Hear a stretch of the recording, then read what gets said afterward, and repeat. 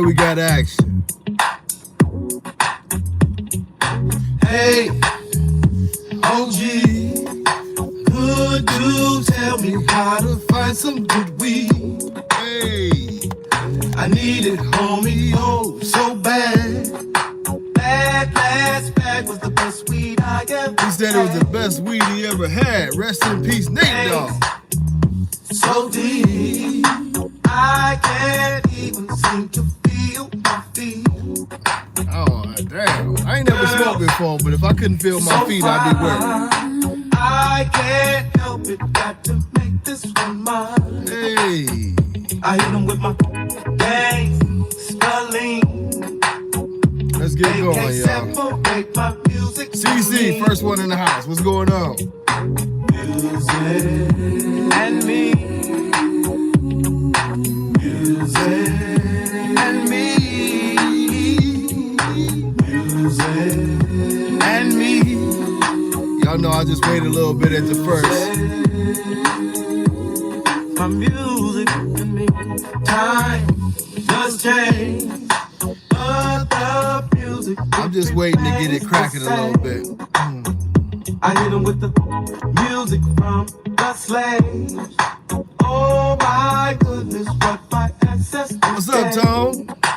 Rocking to this Nate Dogg. Hey, I don't know. They taught me how to reach deep down and touch the soul. Without my music, where would I be? I listen to Nate Dogg and I feel somewhat like a player. You keep a lot of soul. Big Bully Kennels, what's going on? And together, All right, we got to get to Kansas. I got some information for y'all too. Some headway.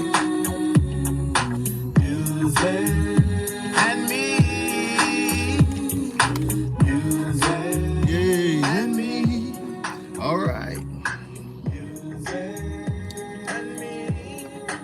I be playing my music off this little pill. I love that little thing. I tell you, if y'all remember when I was in Florida, well, some of them times when I was in Florida, I had a little pill with me everywhere. I throw that baby in the bag because I'm a music person. You know, I like old music though. I don't really like the new stuff as much. You know.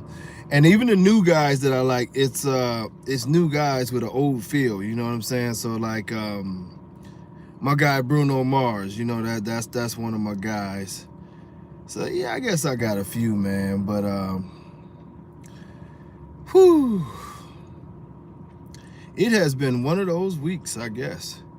I've actually had a good week, besides the internet acting a damn fool. But I've actually had a good week. And I tell you what, I got all these messages. So some of these topics, really, I just got people like, man, what you think about this and what you think about that and what you think about this and all that good shit. And I'm gonna tell you, the bully world, y'all are something else. Michael Ramos, what's going on? Man, SoCal, I got to get out there. I ain't been out there in 10 years. It's been too long. I got to get out there. Man, but yeah, you know, this debate about who's the greatest stud, shit. I'm gonna weigh in because, you know, and it's probably not going to be what y'all think, you know. Solar Mike, what's going on, brother? But how, Josh Sandoval, what's going on? I gotta give shout outs, y'all. I wonder, how do people you know, equate this thing, you know what I mean, as the greatest stud? I think the greatest stud title is often going to be, Remy is definitely one of the greatest studs, you know, but it goes to that thing of how do you equate these great studs, you know? And now to see people with dogs who are still currently building a legacy, claiming that they're the greatest stud and all of this shit is amazing. And even the debate of who's the best stud out there right now and all of this carrying on, I'm gonna be honest with y'all. It's just an opinion. you know, because throughout the years, just like we've just seen that, you know, Remy was named as one of the greatest studs, or the greatest stud as he was named. Well, what do we base a great stud on? And I'm sharing the video. I'm not trying to be rude here, my people. But you know, what do we really go by in saying what's the greatest stud? And this is why I say that, because one of the things that makes it very, very hard when we start talking about the greatest stud would be the fact of the matter is that it's no criteria for the greatest stud. We've heard Dax heralded as the greatest stud of all times. We've heard Denzel heralded as the greatest stud of all times. Cairo, Paco, Remy. There's many, you know what I mean? Thing definitely has his irons in the fire for the greatest stud of all times. But what would be the criteria? And I think what muddies those waters is because now in the American bully community, we have, say for instance, you have the champion producers. So if your dog is producing a lot of champions, you know, someone might think your dog is a great stud. Or in Remy's case, a stud that just continuously produces a look and a line and a culture even. It could be considered the greatest stud of all times. Paco, who had his look transcend and totally change the game. What's going on, Top Caliber Bully? Man, another day in the hood. But now I'm far from the hood right now. I'm out here with cows and shit. But you know, this will always be the ongoing debate. It's almost like sports, where if you look at Michael Jordan and LeBron James, you always have that battle of who's the greatest of all times, because, you know, many different things. LeBron is the greatest stat maker of all times, but then you go to the debate of who was the best player in their prime, who was more effective, who had more dog in them, all these different things that will become very, very opinionated over time. We can't really line up and say, hey, this is the best of the best for this and that and the other, you know. But, you know, with that being said, a dog like China Boy has no relevance in any discussion. And when I say relevance in any discussion as far as being the best stud out there, or whatever the case may be, this dog really, you know, this is the new age that I hate, to where you can anoint yourself something, you know. China Boy himself, you know, I know people who like China Boy and different things of that nature, and I asked him, I said, send me some China Boy productions. You know, I start looking around for China Boy productions, and I really couldn't find much. I found one dog with that looked like him, that had a enormously, you know, big head, and he was impressive. But Northern Edge, what's going on, my brother? Much love, much love. So when we look at this thing, it's interesting that we continue to go over and over and over and over and over again this thought process that you can really anoint one stud, because then we have to throw in these questions, and I'll ask y'all this and y'all let me know what you think, but when does it stop? And what I mean by that is, like, well, for instance, Paco, you know, you know, and yeah, and Solar Mike, that's the way I've seen from China Boy, and I don't really like China Boy myself, but I've seen a couple dogs that were impressive. But for this guy to be running around talking about he's got the hottest stud out there right now, and he's doing this and he's doing that, I don't get it, you know. But do you count grandkids when you go into a stud's legacy? You know what I'm saying? Or do you count, you know, the line breeding of a stud? And I think that's a very interesting question too, because when we put a stud out there, I'm going to tell you, throughout the history, and I'm only going to speak on the American bully in this instance, but throughout the history of the American bully, right, there's only been a few dogs, and I will say a few dogs, that you would actually hear blood or line behind their names. And then when you can think of Dax, you could think of Miyagi, you know, not my two favorites, but you could think of Cairo, Paco, Denzel, Remy, you know, maybe Bistro. What's going on, T? And well, Gotti, yeah. Oh God, OG, forgive me. I should be ashamed of myself. Of course, Gotti. You know, but a lot of these other dogs, you don't actually hear people build a yard off of them. You don't even hear of people line breeding off of these dogs and the blood transcending even their own lifespans. Like some dogs like Remy, people are still bleeding, breeding, not bleeding, but breeding Remy blood to build their yards, you know, and he's dead and gone. The same thing with Paco. You know, they're breeding that Paco blood to get that Paco look because his look and who he is has transcended time. Dax is a dog that, you know, they still do it, you know, and that it's neither here and there what I agree with, by the way. You know what I mean? Dave, what's going on? I appreciate the blessings up there in Canada. Hope things are good for you, brother. And now that we speak on another country being in here, God bless, you know, the Ukraine. God bless all people who are affected by different governmental issues at this time. As y'all know, I'm not the biggest fan of government. I feel like the people get abused, but God bless all of them. It's a sad time to see people losing their lives over next to nothing, and other, you know, and rich people's greed to get richer. Sickening, you know, sickening times. But back to dog talk. Now, I'll say this, and I'll say this strong. We live in a time. Will I be throwing some shows in Cali? Yes, I'll be throwing some shows in Cali, and I'll actually be throwing some. I'll actually be probably judging some shows for Oscar out there with the WBA too. What's going on, DJ? Definitely. Southern California, here we come. And I'll talk a little bit about that, but because we did take a huge step forward now, you know what I mean? And you know what, Terrence, you probably have.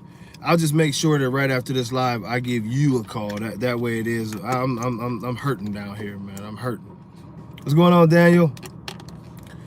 But, you know, as we do this and we go through this process, you know, you have to sort of shake out hype dogs, and you have to sort of shake out the dogs that we said, you know, were the most popular dogs. And I'm not trying to assassinate any dog here, but, you know, it's dogs who have come along who have been very, very popular, and for whatever reason, their blood was not that popular as a producer or whatever. And I think one of those dogs that I love him. Let me state that right now. I love him. But it would be Bistro. Now, Bistro being great inside the ring, you know what I mean? Oh, much love, Dave. I appreciate it. Bistro would be great inside the ring. No doubt. Bistro would possibly be and arguably be the greatest inside the ring. Now, when you start talking about, you know, unfortunately, he just passed away recently, so we can get a chance to look at his offspring and their legacy. His offspring, what's going on, King Dutch? You ain't missed much. His offspring, you don't hear of Bistro line. You don't hear of people breeding the Bistro blood heavy outside of, you know, where he came from, you know, with the bully market. For whatever reason, Bistro's blood or whatever never made that transition. And it doesn't take away the fact that he's a great dog. Just certain dogs, for whatever reason, when they start producing, they produce at a level that, you know, it sort of transcends time. They have so many different studs and variations of their blood out there, it continues to grow. You know what I mean? So the Bistro would be one of those dogs that was a very, very great show dog and very, very great all-around dog. But he wouldn't be considered one of the greatest producers of all time. He just doesn't make it. And Rob kept him pretty much exclusive, so not a lot of breedings to bistro either, and Rob is pretty much controlling the narrative on that. So I do believe when I say this, I can say it in confidence a little bit here, but I believe the bistro story is not over also. I believe Rob has some things up his sleeve that he's going to be doing with him, and we could rewind this conversation in 3 or 4 years, and it'd be a totally different conversation as some more bistro offspring hit the streets and hit the show ring, you know. Now, when you talk about Mufasa, another one of my favorites, would be in that same category. As great of a show dog as Mufasa is, and he was a very good producer, Mufasa was another dog who fell into this category of, you know, a badass dog that did not get used nearly as much, and so he doesn't have a big offspring portfolio. So at the end of the day, when you start talking about Mufasa and where he ranks and how he would go forward, it would put him as a great show dog, great overall dog, but as far as his productions, he doesn't have enough of his productions carrying on his legacy. You know what I mean? And that's the thing. Well, what's going on, PBP?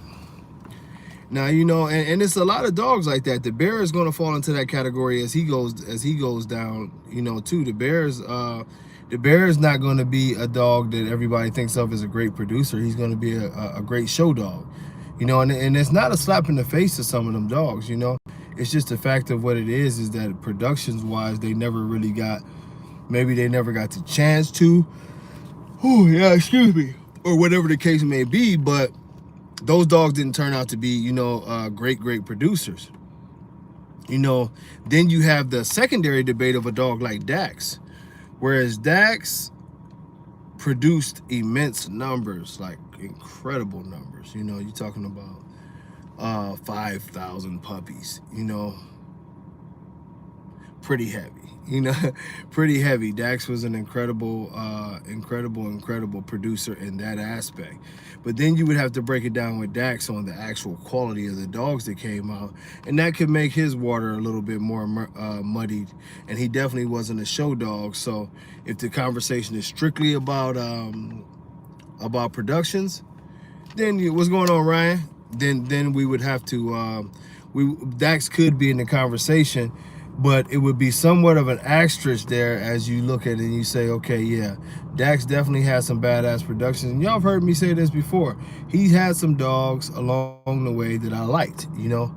But the thing of it is to have that many productions and only have a few dogs that people really know about and people really like, that could be considered a failure too. Daniel, I'm going to tell you the truth. Now, I consider myself to be a friend of Mufasa's owner. One of the nicest guys you will ever meet. Definitely wasn't stingy with Mufasa's breedings, and at the same time, he was actually very forthcoming and always would try to help people get the breedings done. He just came into a situation to where, what's going on? I missed the first one. That was bank statement. I think that was my California homie out there that put up yo. But yeah, it was a situation that I've talked about on this show and at other times when it came to Mufasa. Mufasa was just an incredible dog owned by Val. Is an incredible guy, man. If you know, and Val always was very open to trying to make something happen with Mufasa. People didn't go that way. People wanted to go towards a lot of hype dogs, so they never used Mufasa, and it hurt a lot, you know, in the long run. I would have loved to see more and more Mufasa offspring out here because his genetics were so great, you know. Now, of course, you know, you have his brothers, and Oscar has that blood pretty strong, so maybe you make something happen with that. But yeah, he was one of those ones. Now I know, and let me say, I've heard. Okay, fam, I'll make sure I do, man. I got a little bit of extra time today. But I know for a fact, right, that that Val behaved the way he behaved with Mufasa, which was great. He was always open. He was always very, very much so wanting to help people out in their process. A lot of people just didn't go to Mufasa.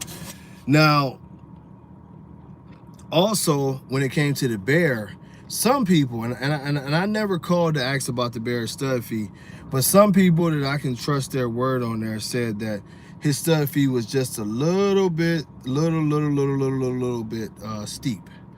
You know what I mean? So if his stuff was a little bit steep, and he's talking about upwards of, you know what I'm saying, $10,000 at times, maybe that's why they didn't want to use the bear as much, and he doesn't have as many productions.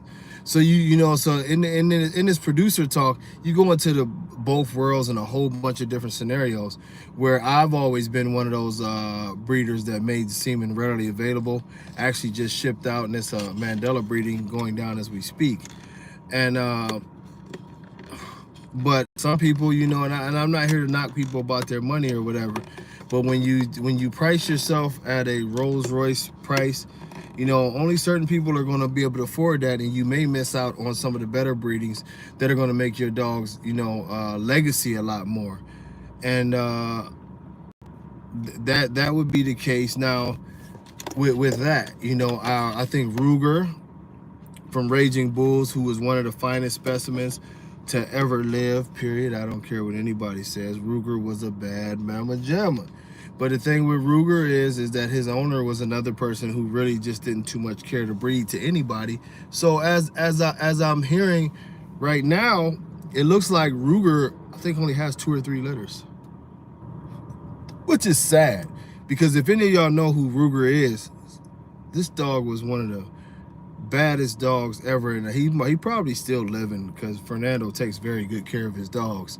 But that dog was beautiful, man, and to only have a couple litters from that dog, it was absolutely asinine. I'm gonna say that. Fernando can get mad or whatever, but that dog should at least had 10 to 15 litters on the ground, strong, and some productions to help push the breed forward, even if Fernando was deciding that he wasn't gonna breed bullies no more. Yeah, Ruger had everything, man. The size, the structure, the chiseled head. I mean, he had every single aspect that you would want in a dog. It was sad that he didn't get used as much. National champion Austin Martin was another one that didn't get used as much as you would think. But they came along during the pocket craze, And because of the pocket craze, it made life bad for breeders who were more into the standard look, you know what I mean? And that would be the case. Now then we have to do a little double dipping, because when you talk about, like I say, when you talk about a stud, do you talk about their offspring? Now with Dax, you would be talking about like Lucky Luciano. Now Lucky was a bad man, and I say was, he's still living. But Lucky's a bad man. Lucky is producing. He has produced very well for them. And he's a very, very solid dog, And it's hard to say, if you pick up one of the kids and they're just out here still producing, it has to go to the grandfather's legacy, some, at least, So, these are the weird things that when we start rating dogs all time, I'm just telling y'all, we're never going to come to a agreement, because everybody has their own thing. Well, Monster G was a great producer, but I'm gonna tell you that the funniest part about it is Monster G's blood was canceled out by the exotic movement that the Gotti line joined. Monster G was that dude. Monster G had a couple years where he was banging with anybody you wanted to put out there as far as offspring, but the problem is that the whole Gotti line crew decided that money was more important than breeding dogs, and they switched over to the dark side. Next thing you know, they're breeding exotics and shit. Got rid of a lot of the big dogs, and now we start seeing you come in with dogs that their bellies are scraping the ground. That's what happened to the Monster G line. Similar to what happened to the leader of them all, which was Gotti line. You know what I'm saying? Gotti Line was the same way. Gotti Line was a beautiful dog. I told y'all, Gotti was that guy. It was an opportunity to jump off and do some nice things. Gotti was producing and everything. But when these people start seeing those little dogs making so much money, they had to switch it up. You know, they had to switch it up. Not had to, but they chose to switch it up. And you know, I mean, and to each his own. But we just talking factual things. You know. You know, when we talk more current day, and like I say, what part of meeting the standard actually, what part of that plays in your stud being great? And that's a heavy question, because why it's so heavy is it in a situation where you have, like, say, for instance, Miyagi. Now, we already know that Miyagi had part French Bulldog, right? So if we start talking about the Miyagi situation, any dog with Miyagi is technically set up for a whatchamacallit, for a disqualification. Any dog with Miyagi, if we playing by the rules, gets disqualified. Because we know it's French Bulldog in there, and we know it's been multiple switches in and out of the breed. You know what I mean? I would never debate that Juan Gotti is the greatest bully of all time. I don't agree, but I wouldn't debate, you know? And why I don't agree is because just, man, it's too many of them. If, you know, but I could see myself leaning over that way and saying, okay, he definitely one of the greatest, but I could never choose a GOAT in this breed because the breed has been too inconsistent. You know, we haven't had a set of rules. Usually in some things, you know what I mean, you have to do it, you know. And I don't want y'all to get me wrong when I say, I'm never saying that it can't be a Miyagi dog that's clean, right? Y'all ready for me to get in trouble for the first time today? Look, I'm gonna take me a sip before I do. That's nothing though. But that's just some, yeah, I don't want y'all to think I'm up drinking at noon and shit. But look, this is the worst comparison, and I want to get in trouble for it, but this also works for me. Now, say for instance, you're a straight male, right? I'm gonna get to that too, RPM.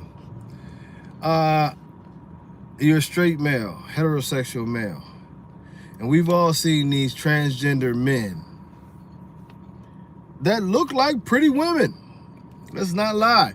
If you are a straight male anywhere in the world, or unless you just don't have a phone, you don't have an internet, you can't tell me you have not seen some transgender and took a second look like, how the hell is that a man? But it's still a man. That's what Miyagi is. No matter what we try to change it to being, even if it's a very nice good looking, looks like butter. But once you lift the hood up, you still got a French Bulldog there. You still got miniature Bulldogs there. You still got these things there. That's why it's an instant disqualification. I've seen Miyagi mixed to my blood that made some incredible dogs, you know? But, you know, once you lift the hood up, it is what it is. You can't change that, you know what I mean? You can't change them beautiful transgender men. Can't change it. They still ain't no woman. And I can't have no parts of that. I'm speaking for myself. I love me some women. You know what I mean? And if somebody on here saying that some of them people ain't got y'all lying. If you see some shit on there and you sitting there and you got to figure out, is that a man, is that a woman? They probably got you a little bit. Shit. See, I ain't got that much pride. They tricky. They tricky. They get to doing them damn makeups and shit. And then they get the hormone treatments and all that. Some of them transgender men will damn, you watch yourself. Watch yourself. Watch yourself. You fuck around if you want to. I know, I'm going to tell y'all. Look, I'm at Buffalo Wild Wings. This is like 2 months ago. It was still in the middle of the season, right? And this guy, you know what I'm saying? the waitress, you know what I'm saying, she was talking, and she was like, you know, he rolled his eyes at her, he walked by. I'm like, well, why he mad at you? She's like, oh, that's my friend. He's just a little upset. I'm like, well, what are you upset about? She's like, yeah, I hooked him up with this pretty girl. I'm like, that don't sound like. She's like, yeah, well, they were dating and everything, and they got to that level, and boop, a dick fell out. And I'm like, oh, you didn't know? She's like, I didn't know neither. And so this dude then went on 2 dates. 2 dates with the dude. Didn't know. You know what I'm saying? Thought he was about to get the mojo, and he got the oh no. And I'm telling you, dude, you know what I'm saying? So that's just a story because it was funny as hell, but it happened. So you know what I'm saying? Y'all got to quit this macho shit to act like these surgeries and all this shit is never fooling any of us. I'm glad I don't have to go searching through the streets. Just put it that way, because it's dangerous out there. Hey man, if a surgeon can change somebody's whole damn face, you can imagine how they change in other places. I don't want no parts of that. You know, me and Rihanna is so happy. So happy. We worked the shit out. We done put our whole shit back together. You know what I'm saying? I got Rihanna, I got Mia, everybody in the same household now. I got all kind of things going on in the same household right now.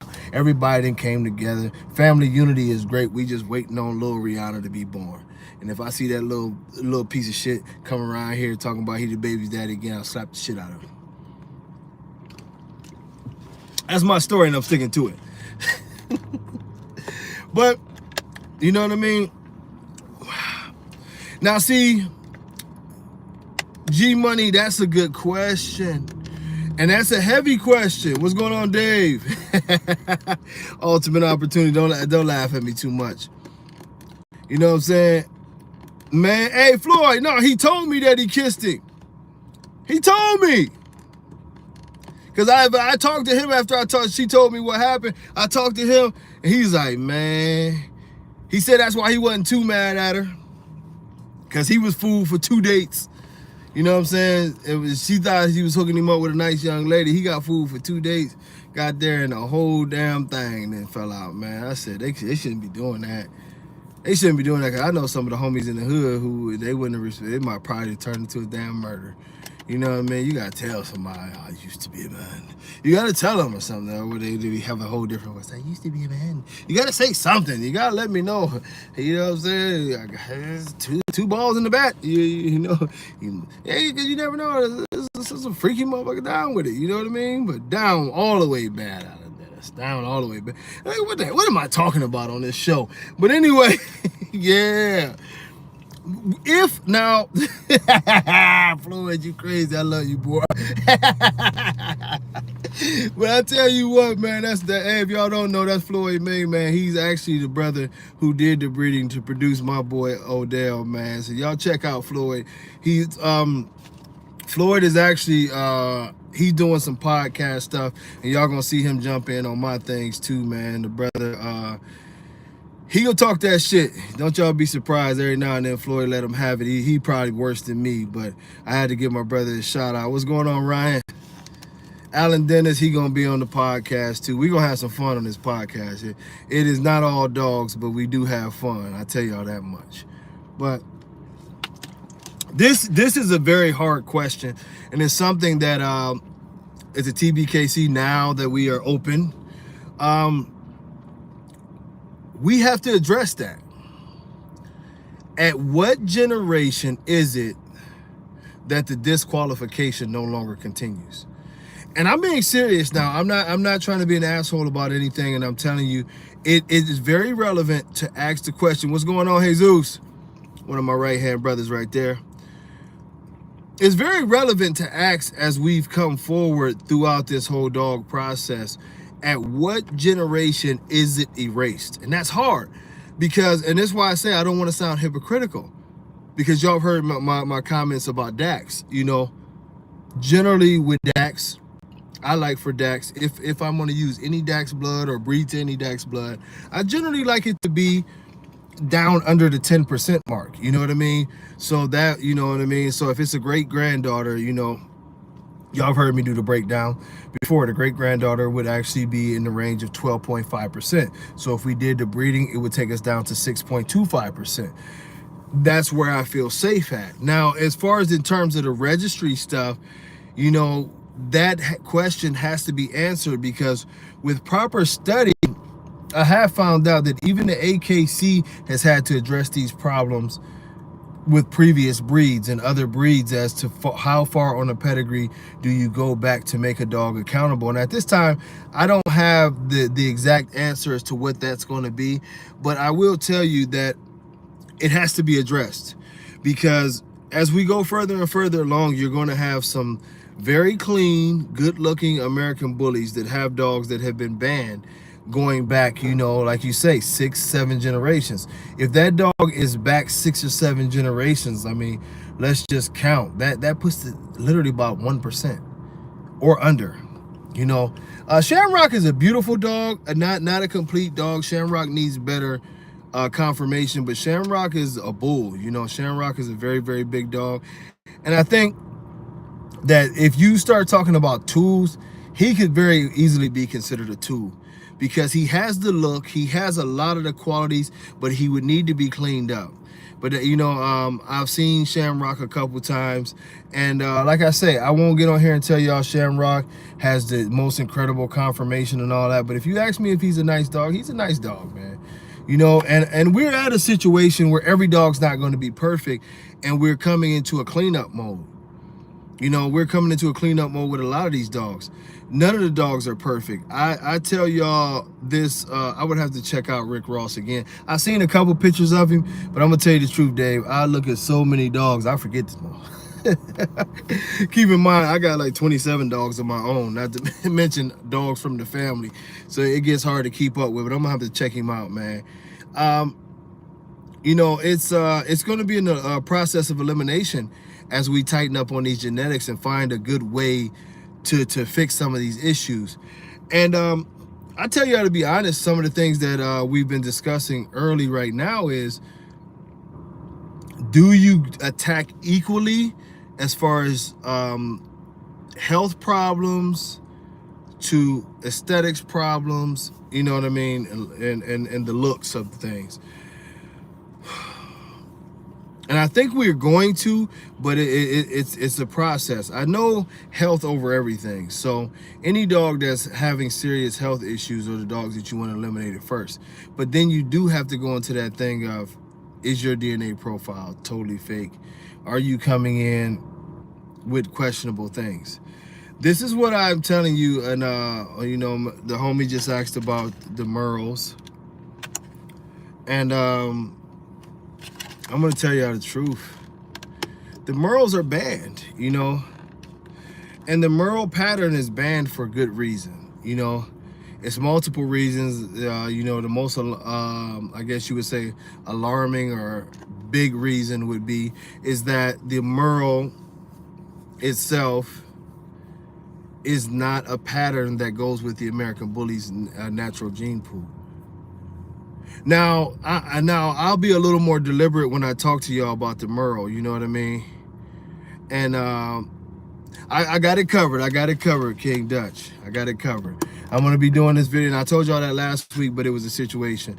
Now they've caught everything up. We are going to start this registration process, and I'll go through all of that stuff, but it won't be super complicated. Now, see, the thing with the Merle is this. Although it's visual, it's also a health issue. Exactly, RPM. And y'all look up RPM, man, and you know, y'all see he got a badass Mandela son, Master Lee over there. Yeah. Now, this is a big issue with the Merle. Everybody thinks that it's strictly about color pattern, because it's not a color, it's a pattern.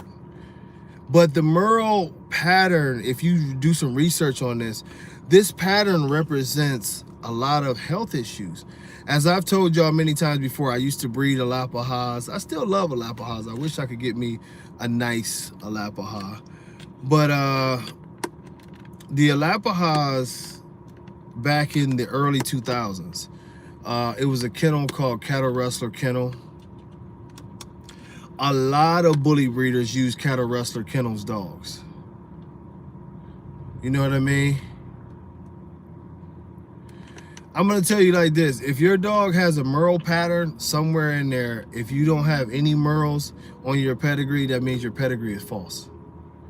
The merle, the AKC has done studies on this. The merle pattern does not just pop up. It doesn't, and it's not anywhere in a bull breed. That merle pattern does not just come out of anywhere. What more than likely has happened is if you don't see it on your pedigree somewhere in there, your dog is paper hung, unfortunately. And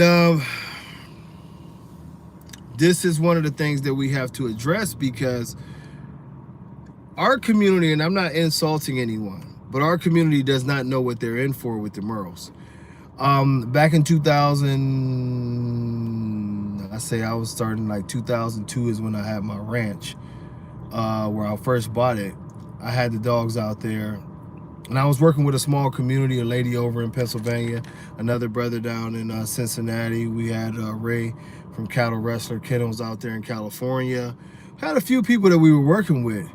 And the merle thing hit, and I was totally oblivious to the merle thing, you know, and the issues with it. I was like, that's a badass pattern. Of course, I had seen it on a few other dogs, but you know, it hit, and it became a thing even in Hollywood. Well, if your dog doesn't have merle and one of the ancestors does, then your dog won't be disqualified. What will happen is this: is you're running the risk that every bit of its offspring that comes up merle, if it has any kind of merle offspring, will be disqualified. You know, and the reason why, if any of you are wondering why we wouldn't just ban all dogs that have the merle color pattern, is because of the possibility of paper hanging. I've seen people lie about everything. So the dogs that are not showing any merle traits might not even have merle dogs in them. Somebody might have put merle dogs on there just to say what we've seen a lot in the Frenchie community. He's a carrier. He's a merle carrier. So they'll put merle paperwork behind the dog that has no merle in it at all, just to say he's a carrier, and they can get more money out of him. You know, this has always been something, and we have to fix it. But you're going to have to fix it by the process of elimination. When we start seeing this stuff come up, and back then, it was pretty amazing to see how it went. You know, of course, a lot of us were doing everything totally wrong. Excuse me, and it wasn't me this time, but it was friends of mine. And as they bred the merles together, the merles became more and more white, and to the point that, you know, people start having all white litters with like Alaskan husky blue eyes. You know what I mean? Now, I got it. That's twofold. I'm gonna tell you about the Rottweiler thing. But what would happen when these dogs, the more white they went, you would notice things. And unfortunately, one of the things that happened in our Alapaha community is, of course, you had the deafness, you had the blindness, the dogs could be sunburned easily, and a bunch of other issues. But we noticed something else about those dogs too. Their temperament was all off. It was like something was wrong in the head with a lot of those white colored, high, you know, super lack of pigment dogs. Some of them would only have a little spot here or there, but some of them would be all the way white. And amongst the things that they were doing that were sort of out of their characteristics was that they would attack their owners.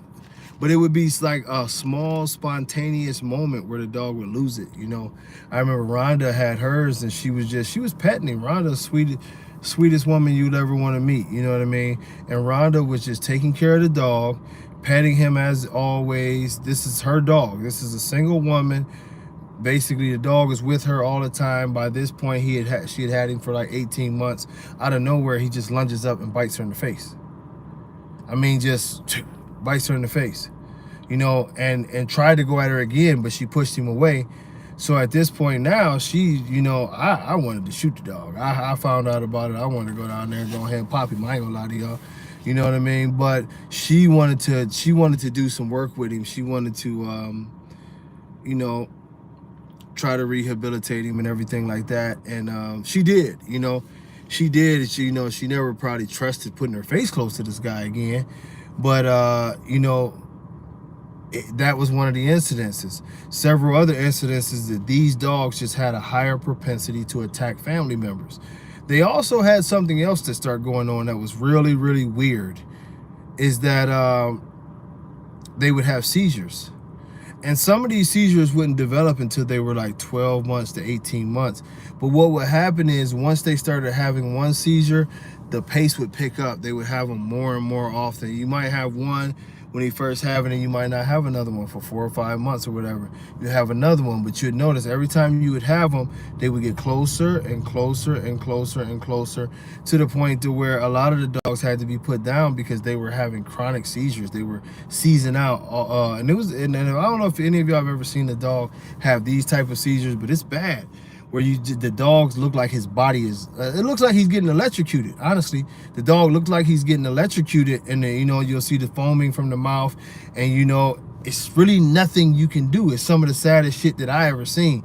You know, I can literally feel a little tear coming to my eye right now just thinking about what happened when it happened. But the dog, you would just see them, they would freeze, and they would be shaking, biting, you know, and it was terrible.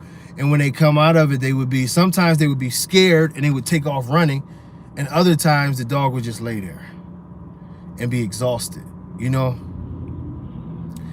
And I didn't have one that did this, but I had friends that had it done. And I happened to be on 2 different occasions. I actually happened to be there to see it happen. And it was an experience. It was an experience, you know, and especially when you love your animals and shit, and you done raised this animal and now it's doing this, and you feel, I mean, you know, I felt so bad, especially for the young lady who had the one who just kept doing it and kept doing it, because, I mean, she felt, you know, helpless. This was her pet. It wasn't a dog that she threw out in the backyard, and she had raised that dog for damn near 2 years, and he started doing that and doing that and doing that. And so this is how we came to the conclusion, though. Once we seen it happen a couple times, you know, in our area, we called out to California to find out, you know, more people out there who had the same type of bloodline and who were heavy into merles and all of this different shit. And we found out that we weren't the only ones having the problems, and you could draw the lines in between the merles. Well, later, of course, more research came out and more people start putting these things out, that this is what was happening to the dogs. For those who don't know, it's actually been issues in other breeds to where it's something with the chromosomes that when that dog starts to lose total pigmentation like that, something's missing. It's a screw loose in this dog somewhere. And you're going towards other health issues also. And so to see this happen firsthand from a breed that looks a lot like the American Bully and was a very, very color enriched dog, and when I say color enriched, it's like our dogs. The Alapaha can be bluish color. It can be a black, of course, if it can be a blue. You can have the tans. You can have all these different things. Man, when you start to see these dogs be all screwed up like that, it's something that if you are calling yourself protecting a breed, you want to keep away from it. And it's been more studies in other breeds, the Aussies and some of the other dogs, as to where the merle gene just has to be taken care of. And I don't think that our community is the way we breed and what I've seen our community do to dogs. I really don't believe. Damn. They said Miyagi is a transgender now. They probably cloned that motherfucker too.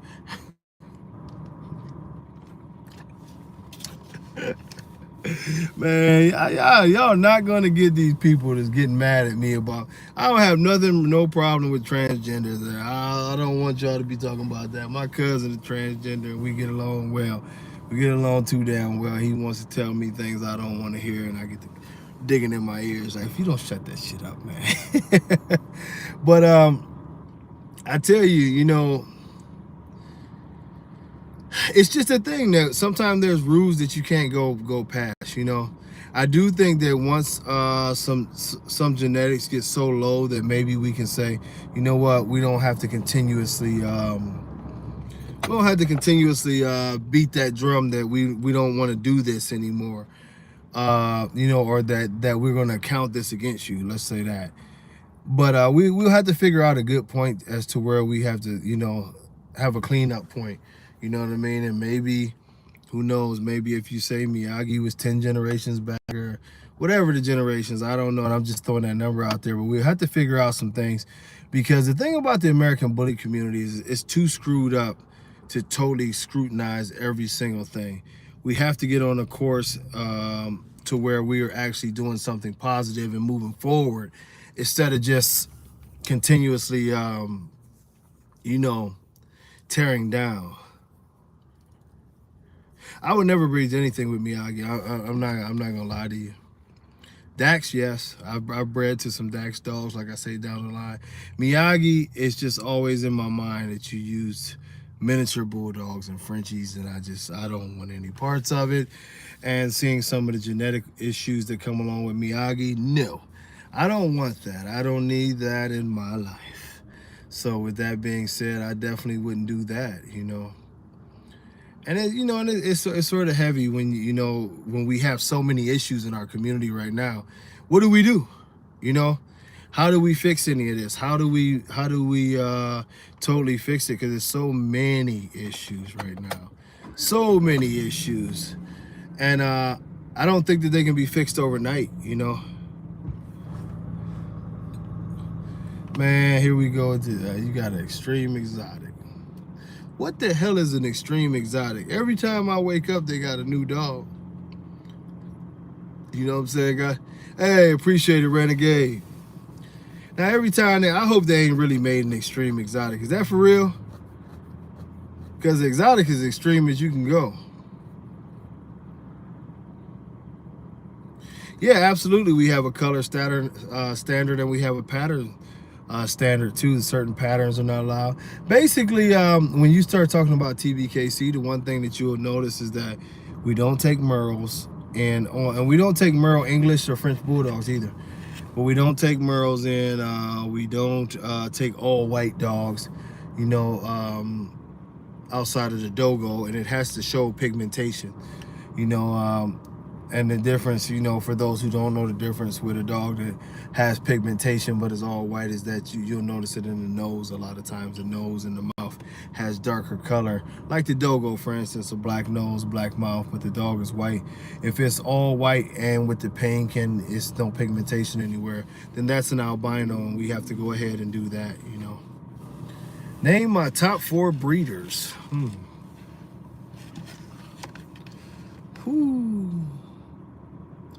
I don't know if I have a top 4 breeders. I don't know if you're talking about now or whatever.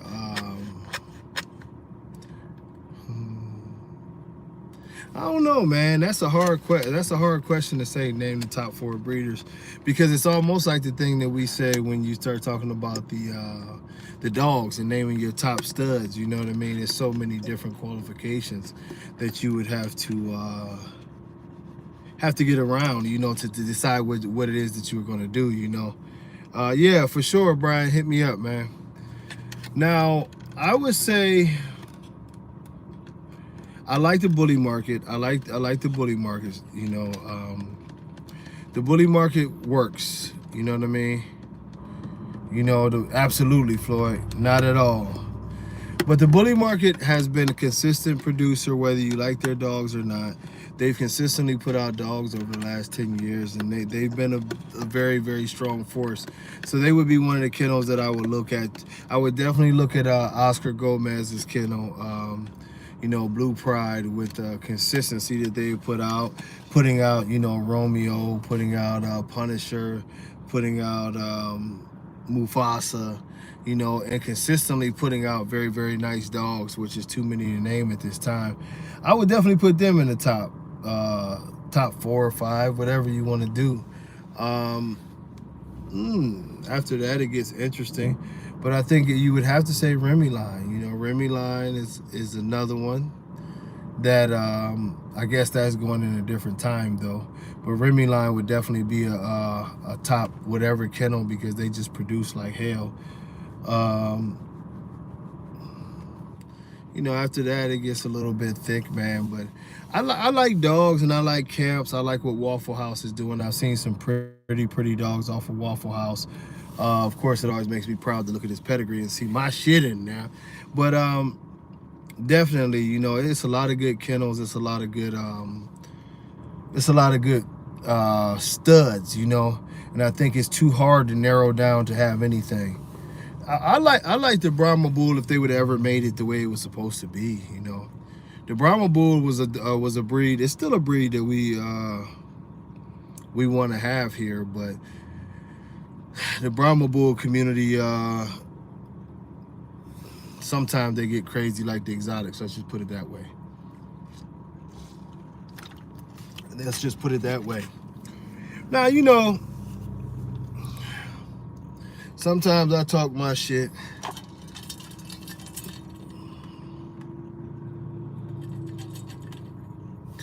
Man, I see pictures of that dog, Bad Man Floyd, and he looks incredible, man. I would like to check him out in person, but he looked damn good. Man. Now, I'm going to tell y'all, because I try to do it all. I try.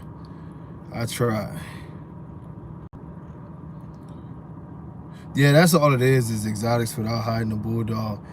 And some of them Brahmas are really nice. I will say that.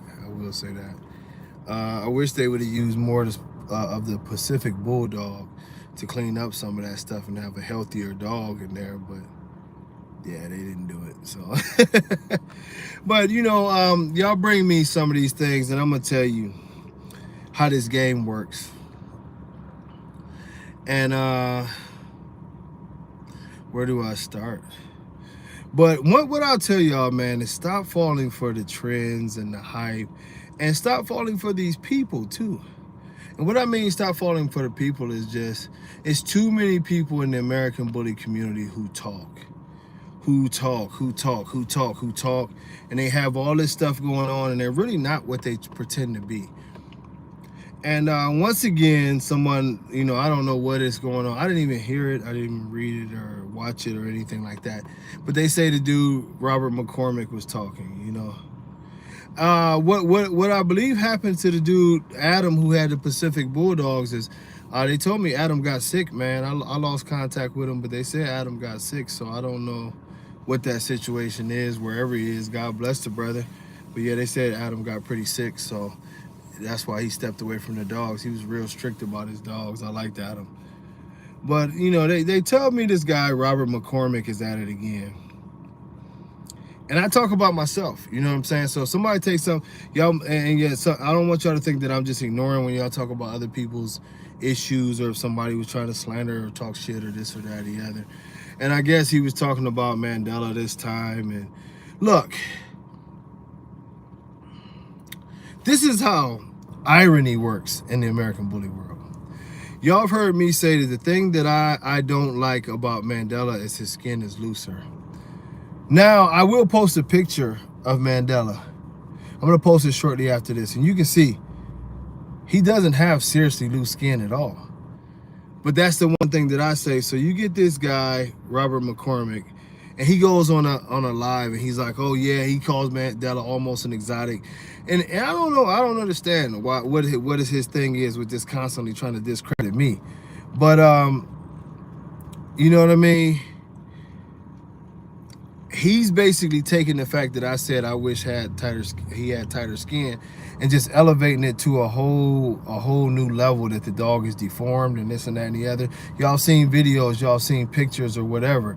But this is sort of the game that people run nowadays is, and those who follow me for a long time, especially on Facebook, y'all remember I would get into it and I would boom, boom, boom, boom, boom, boom. I hit you with 100 dogs in a row. I don't give a fuck. Trust me. Whether it's Mandela, whether it's Castro, whether it's Denzel, whether it's whatever, you know what I'm saying? You know, hey, I hit you with 100 dogs. You know what I'm saying? No cap, no trying to show out. I hit you with 100 D-line dogs in a row, and I melt these motherfuckers. That's how I get down as a dog man. I go on my productions. So when you get a guy like this McCormick character that he basically came into this game trying to sell a book on marketing.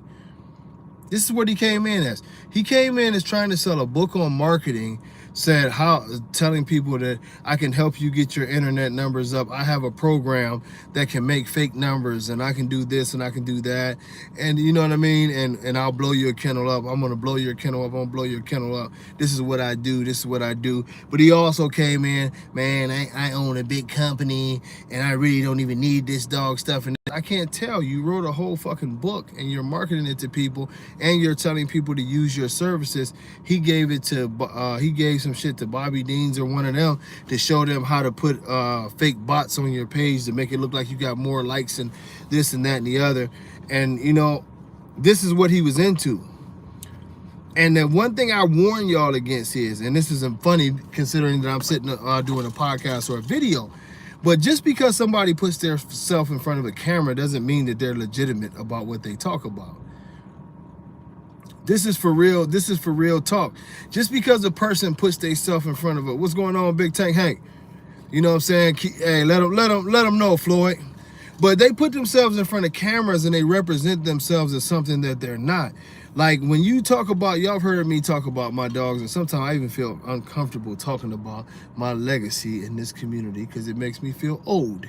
But at the same time, though, Hall of Fame bullies, top shelf bullies, which is our sister, well, let's not say sister, our brother kennel.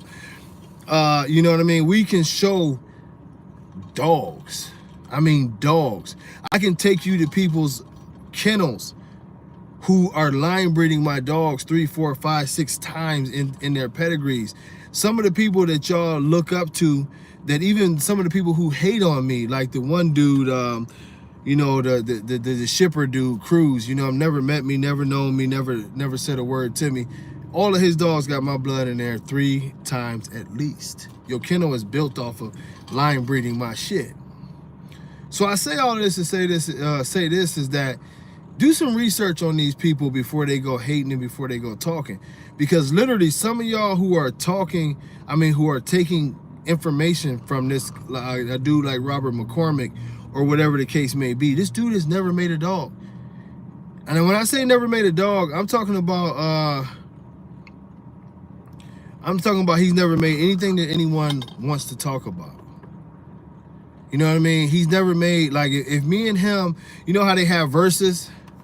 If me and him had a versus, I could let him go for the first 30 times. He can't even show you 30 dogs. And then I would clean him up with 100 dogs, 200 dogs. If you really wanted me to go there, I could do 300 easy, nice ass dogs. Y'all keep in mind, you know what I'm saying, when I tell y'all, Denzel's champions ran damn near up to 100 between the multiple registries and stuff. And I'm just saying that to say this is because, you know what I mean, it's almost as negligible as me sitting here and giving y'all information, you know what I'm saying, like I'm some kind of OBGYN. Let me tell you how the coochie works. You know what I'm saying?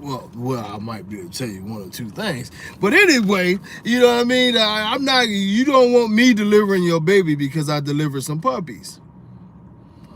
You know what I mean? Then, you know what I'm saying? If anybody say I ain't produced nothing, you ain't never paid attention. You know what I mean? What do you mean I didn't produce Denzel? This is when you get people who the funniest dumbasses in the world. Who produced Denzel then? Who produced Denzel? That's what the funniest shit is. But see, this is what I tell y'all how people do when they want to try to discredit me. That's how, you know, I went to, I was in St. Augustine, Florida, and no, I was St. Petersburg, Florida, and then I was in Arkansas, and Arkansas is actually where it's at. No, J Mac, I'm messing with you, I know that, but at the end of the day, you know what I'm saying, the funniest part of it is this, you know what I'm saying, is that people in this game, and I talk about myself for a minute, these people have literally tried to take away the fact that I produced Denzel. First off, that's a compliment to me. The simple fact that you say that I didn't produce, you hate so much that you would try to take away what is my best production of all time as far as what I'm saying, acclaim and accomplishment and all these things. That just tells me how bad of a motherfucker I am. See, the best part about life is, and I'm gonna tell y'all this is, if a person got to rewrite your history to make you look bad, that means you must have been a bad motherfucker. Because the truth of the matter is that I can tell the truth about myself, and you got to make up a lie to make me look bad. You know what I mean? So that is oftentimes an accomplishment. And I'll tell y'all some of the things, and this is what I was getting at. These internet people and why y'all shouldn't follow them and why y'all shouldn't listen to a lot of the shit. I'm gonna tell y'all just some of the small things that I've had to deal with in this thing. On Bullypedia, they changed Denzel's owner. When everybody in the bully world, remember when I did the breeding, when I had the puppies, those, you had people who came to my house or my condo at that time. And before y'all start talking about puppies in a condo, my condo was 3,800 square feet. So let's get that out the way. Gloria James, LeBron James' mom was my neighbor next door. So I wasn't in a little apartment. But, you had these people that felt like they had to come out to defend that. And I was like, man, don't even worry about it. You know what I'm saying? Everybody knows I owned and I showed Hallie. So where would the puppies come from? If I owned and I showed the mother, how didn't I do the breeding? Then they made Robert Lee actually come out of his hookup. And Rob is unlike me. Rob don't want no parts of nothing and nothing. You know what I mean? I get to that, Dax's sire. But Rob don't want no trouble about nothing, but Rob literally had to come out and tell these people, like, man, would y'all stop lying about Mandela? I sent T's veterinarian, not sent the box to him. I sent it to his veterinarian, and it is confirmed that that Bistro is Mandela's father. T did the breeding. I don't know why y'all making up that somebody else did this breeding.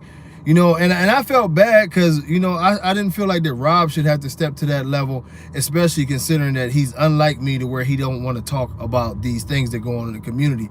But, and then you have Marco Suarez, another person who really hates any kind of controversy. He had to come out and be like, what are y'all talking about?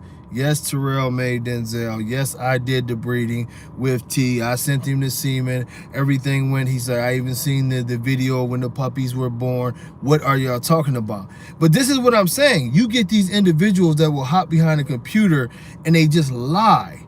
And their motives is to lie to tear somebody down. Like if you told the truth, that would be one thing. But these people make up stories all day long, just like the thing of where I've had to make a video explaining to people that I do not dislike Rob from the bully market. Where are y'all coming up with these stories?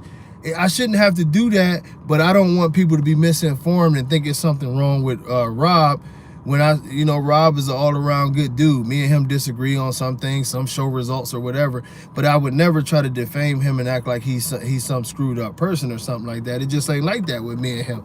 But you get these internet dudes who sit behind a computer, never accomplished anything in the bully world, have not went to shows, have not shown dogs. They can't show you one dog that anybody in this community has ever even cared about, but they make computer blogs and they put up a bunch of negativity and they look for hits and likes for attention.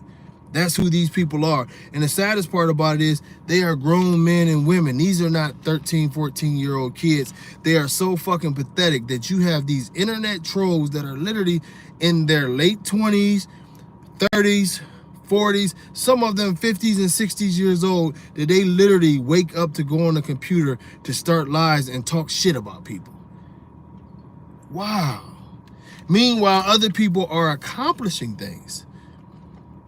That's why I tell y'all, and I'm not saying, but believe me, I have reached a point in my life where you can say whatever you want about me, and I don't too much give a fuck. The only thing that I ever gave a fuck about was when people was taking pictures of my kids and making weird bullshit you know what I'm saying, whatever you call them, banners and all kind of dumb shit. You had weird people doing just all kind of shit, making fake Facebook pages with my kids all over them and dumb shit like that. Now see, that kind of shit will catch you on these 50 calibers. But, you know, outside of that, I mean, you can talk shit about me, you know, you leave my kids the fuck up out of it. That does not bother me, you know what I mean? You can say whatever you want about me, especially in this dog shit. I produce enough dogs, I've done enough shit with these dogs. It is what it is, you know what I mean? And, you know, I mean, the thing of it is even okay, now, even in this conversation, right? If we say a bulldog is Dax's sire, who knows this? Who doesn't? If we say Romeo is Dax's sire, who knows this? Who doesn't? See, the truth of the matter is the scariest phrase in the English language is I don't know. Because we live in a know-it-all society. I can't tell you for a fact who Dax's sire is. I can't tell you that. Not for a fact. But no one can tell me for a fact outside of Ed Shepherd, God rest his soul, who his sire is. Now get this, I will tell you some facts. And those who know me know I'm not going to lie on anybody. I will tell you some facts. Ed Shepherd himself, in closed company, has said before that Romeo is not Dax's sire. This is facts. This is facts. Many people in these circles, when Ed was with the abkc and everything, including Dave Wilson, will tell you, Ed himself, with a few drinks and kicking it and everything else, you know, y'all know that ain't that dog sire. Now another fact, during the time that Dax was conceived, it was a very popular oldie, black and white, just like Dax and everything. I won't put the owner's name out there so y'all can go bothering them. But John Easterly has put a claim to this for a fact that was being held at the home of Ed Shepherd when Dax was made.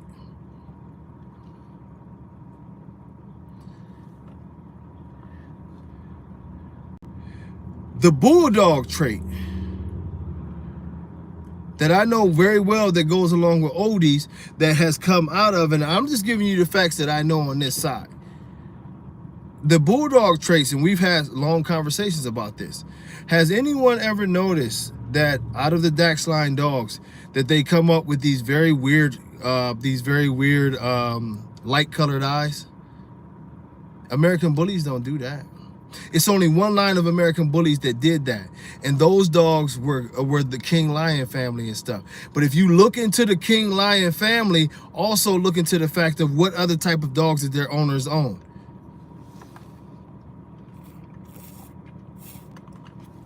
Those super light colored eyes, it don't happen. It don't happen.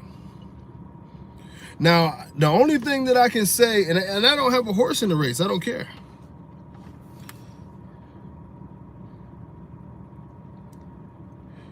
Man. Belinda. Now, y'all think I'm lying. I'm glad Belinda, Miss Pitbull Bell showed up, because she can confirm this. Someone else who's been around a long time and knows the insides and outs. Now, if y'all think I'm lying, Belinda will let y'all know. God rest his soul. It is a well-known fact that Ed Shepherd admitted in closed company that Dax was not Romeo's son. He admitted it.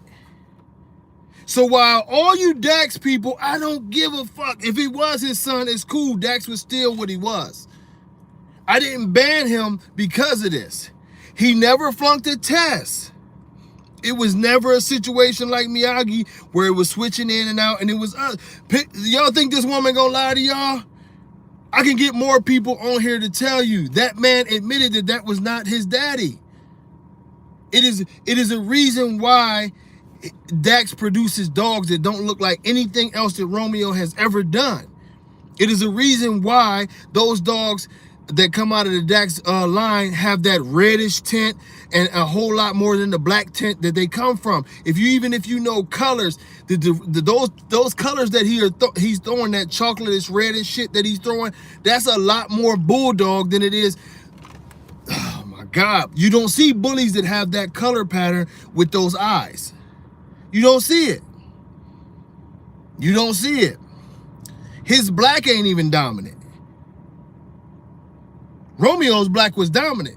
His wasn't. I'm just telling y'all what's facts, man. Oh, you wasn't supposed to. I was trying to throw him off, damn it. I was trying to throw him off about that, Belinda, and not go there. But Belinda just spilled the beans. I tried to tell him it was a black bulldog. You just went all the way in and told him what the dog was. Yeah, he was chocolate. And if y'all see the pictures of the dog, y'all will see the dog's eyes was just like Dax's. But talking about blowing up the damn spot. I tried to throw a curveball in there, man. You took that bitch clean out to center field. Like, Jakob. But yeah, but this is a well-known thing in small circles. I'm gonna tell y'all that. This is a well-known. Why do y'all not think that y'all don't hear any of the OGs arguing about Dax's lineage? Because the OGs was in a small circle that knew this shit. It's only the people who've been buying and tripling up on Dax blood and talking about Dax this and Dax that and this and that and other. Y'all the only ones who believe this shit still. Now, some people will try to take the cradle to the grave, but y'all the only ones. I'm trying to tell y'all.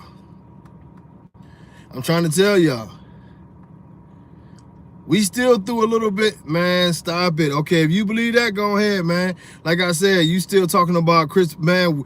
We sat in a spot when Ed Shepherd was sipping and said to the dog, man, whatchamacallit blew up the spot first? Jonathan Rivera. Jonathan Rivera was the first one that spilled the beans when Ed said that shit. But Jonathan in jail now. But everybody know this. This is what I'm telling y'all about the internet. You will get somebody who putting pieces together over the internet, and y'all will tell us who was sitting there, who saw this. John Easterly was at his house when this shit went down. John Easterly will never say that Ed told it on himself, J-Max. Shut the fuck up. Talking about somebody snitching. You can't snitch on somebody who told the information. Y'all motherfuckers so strong that y'all want to hold on to a lie so bad that even when the person who told the lie finally admit the lie, y'all still going along with the lie. I'm not going to sit up. He said it.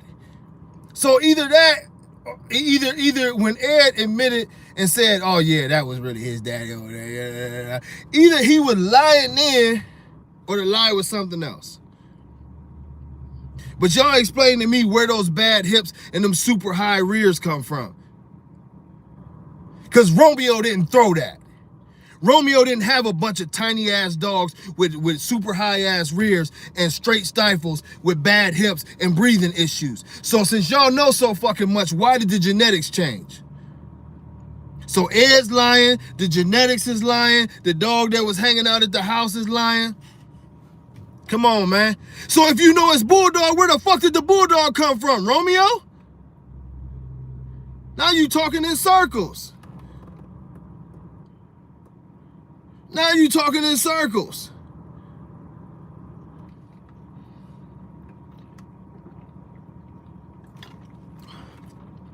This is why I tell y'all, don't believe people when they jump on a motherfucking thing. Don't believe it. Don't believe it. When we told you the motherfucker was a train wreck, these the same people that came on there and did it. Wasn't nothing gonna come out like Dax, because there wasn't that bulldog. You hear me? How many more Willies is out? There's a lot of Willies out there. Fuck around it, and believe me, it's been posted. I'm just not going there because I don't want to dig that all the way up. But that's what it is. These is genetics. Where did the bad hearts come from? The heart murmurs. Romeo don't throw them heart murmurs and all that fucked up shit. Romeo's dogs could breathe. Romeo ain't never produced. Let's talk real shit. I ain't even mad at y'all because y'all believe the lie, but let's talk real shit. If we was in court, what they say? Boom doom doom doom doom doom boom doom doom doom doom doom doom doom doom. Where the hell Ice-T at? Bring him into court. Now look, Exhibit A. Where are the other Romeo offspring that look like Dax?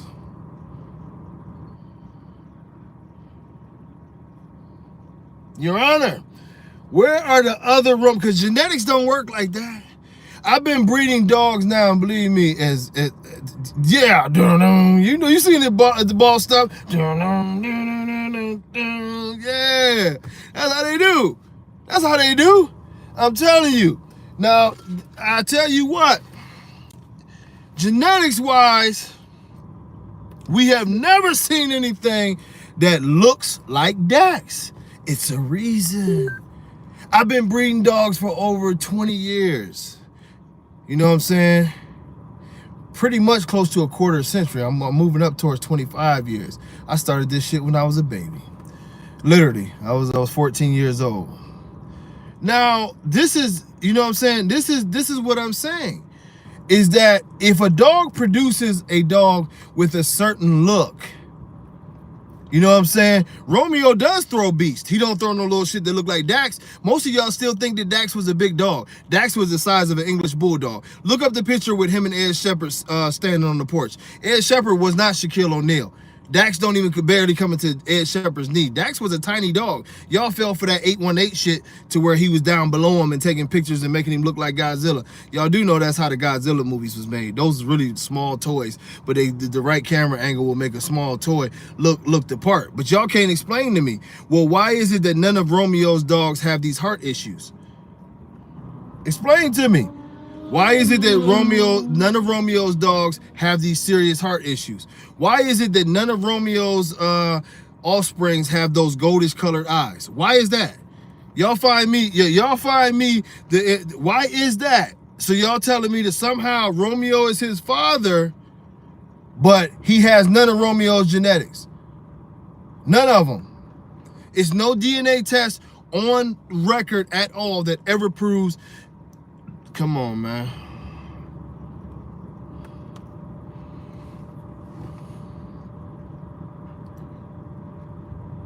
Heart issues, left and right. Where did that come from? That ain't Romeo. So what we have is, we had a dog, a mysterious dog that was on the property at the time that the dog was conceived. A dog that comes from another breed that would tend to have breathing issues, that would tend to have those yellow eyes, that would tend to throw chocolate colored dogs, that would tend to throw a smaller dog. Then we have Romeo, a dog that comes from a line of absolute beasts that throws big, strong, athletic, black dogs.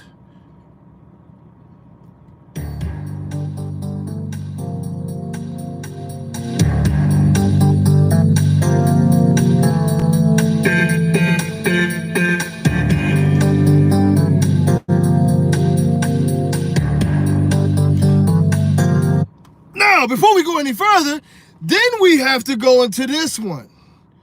The man himself, who is allegedly the person who did the breeding, had a couple sips of Cavassier with a little bit of cranberry and said that, Your Honor, that is not that baby's father. And we looked over at little Dax, and little Dax was just sitting there like, and Romeo was like, y'all know good and damn well that is not my child. I'm from California. I be sea walking and everything in the sunlight, but they want to put this kid off on me. Where the fuck is Willie?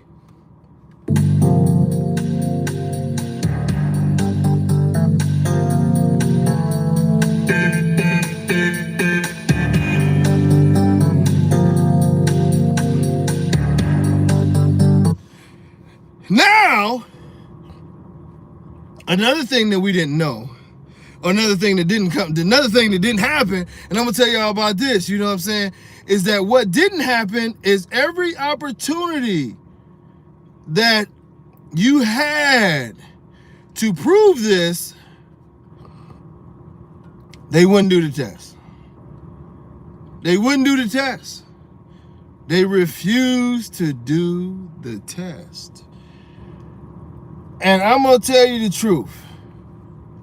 I don't have, like I say, I don't have a dog in this race or anything else. But I will have enough sense to believe that if a man tells me that he did a breeding and it came back suspect, and you know, it came back suspect, and he says that he used another dog, the man who owns the other dog says that he used that dog. One of the founders of the breed, who was Mr. John Easterly, would attest to the fact that that man said that he used that dog, and that man said he used that dog, and that's who that dog's real father was.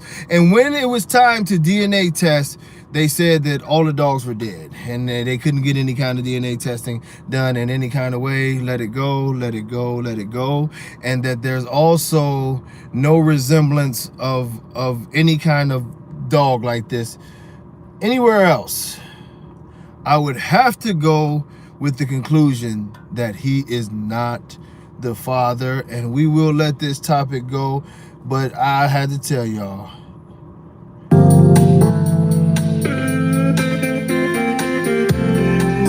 That's the part when they walk him out the courtroom. But since this is Law and Order, we would have to wonder, did that bulldog rape his mama and Romeo didn't know shit about this?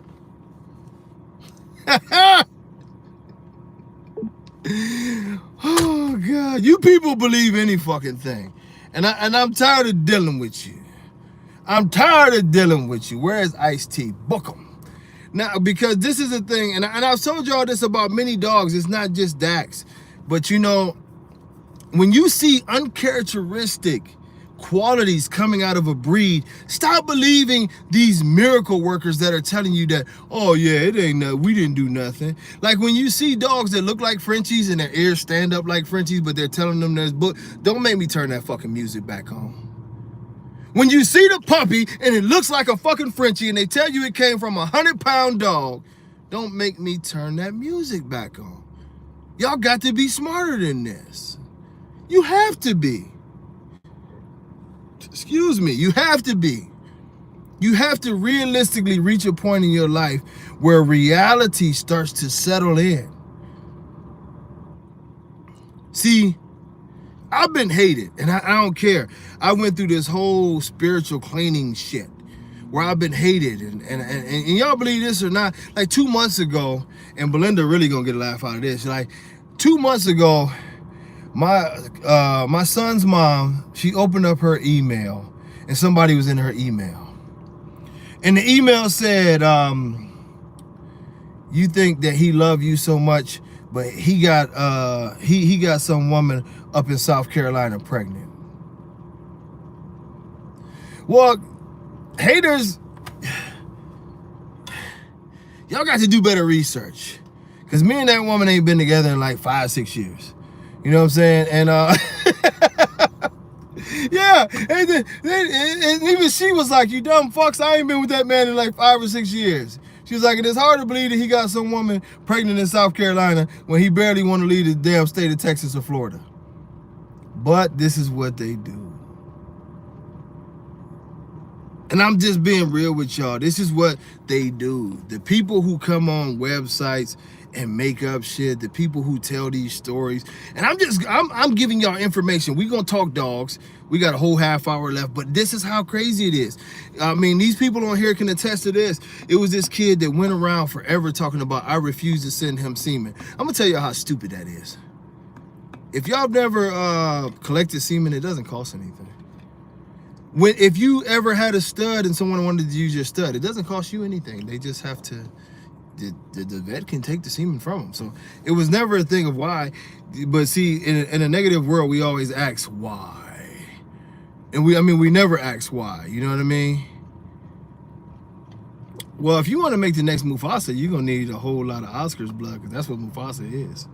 You know what I'm saying? King Kamali was smaller than Mufasa. You would have to go for the sheer size. Now, Pratt's Pits does have Honey Badger, who's a combination of the Excalibur blood with some King Kamali and Nemesis in him. And I think maybe using Honey Badger to a big-ass female from Oscar would be an incredible thing. And shout out to my boy Oscar Gomez. It's his birthday right now. He down there in Mexico on the beaches making me jealous.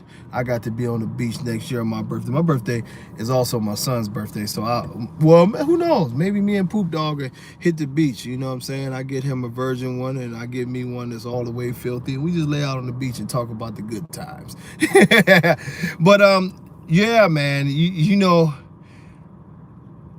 this community is ugly because, and I was about to talk about this kid who said that, you know, he just swore up and down, and you know, Pitbull Bell and several other people on here see me post it, where I don't like doing screenshots. I think screenshots is like one of the most, no offense ladies, but it's like one of the most feminine thing for a grown man to be screenshotting stuff and plastering it everywhere. Like, look what you said, look what you said. It's just so weird to me. I'm from the 80s, man. We was back there, we was gang banging and selling crack and smoking crack and all kind of shit. We ain't want screenshotting, man. But you know, back in the 80s, you ain't even have weed, you had reefer. And you know what I'm saying? You had reefer, and you had your little feather and your little roach clip, and you ain't even, you know, nowadays y'all boy be smoking that shit big time. Back then you had the tweezers and you smoke like that. That's sold in little manila envelopes and shit. See, I'm from that era where you was all the way, look, my era from the 80s, we was so hard that you could be hard with a Jerry curl. You could walk up to somebody with a wet head full of curls and be like, what the fuck you talking to? Now see, we was that damn hard in the 80s, you know what I mean? I was a baby in the 80s, but I was coming up. Those are people I looked up to, you know what I mean? You could literally wear a see-through shirt and have a damn Jerry curl and blow down on somebody, and I would slap his face, sucker. No. and this screenshot error is so strange, you know. But I had to screenshot this dude because he kept lying, and he was like, "Oh, look," and you know, and he was sending copies of his Western Union bills, and look, I paid him. Well, the part of the story, and that's why I tell y'all should stay the fuck out of people's business. The part of the story that he never told anybody was that his woman had told him, like, you got to get that money back.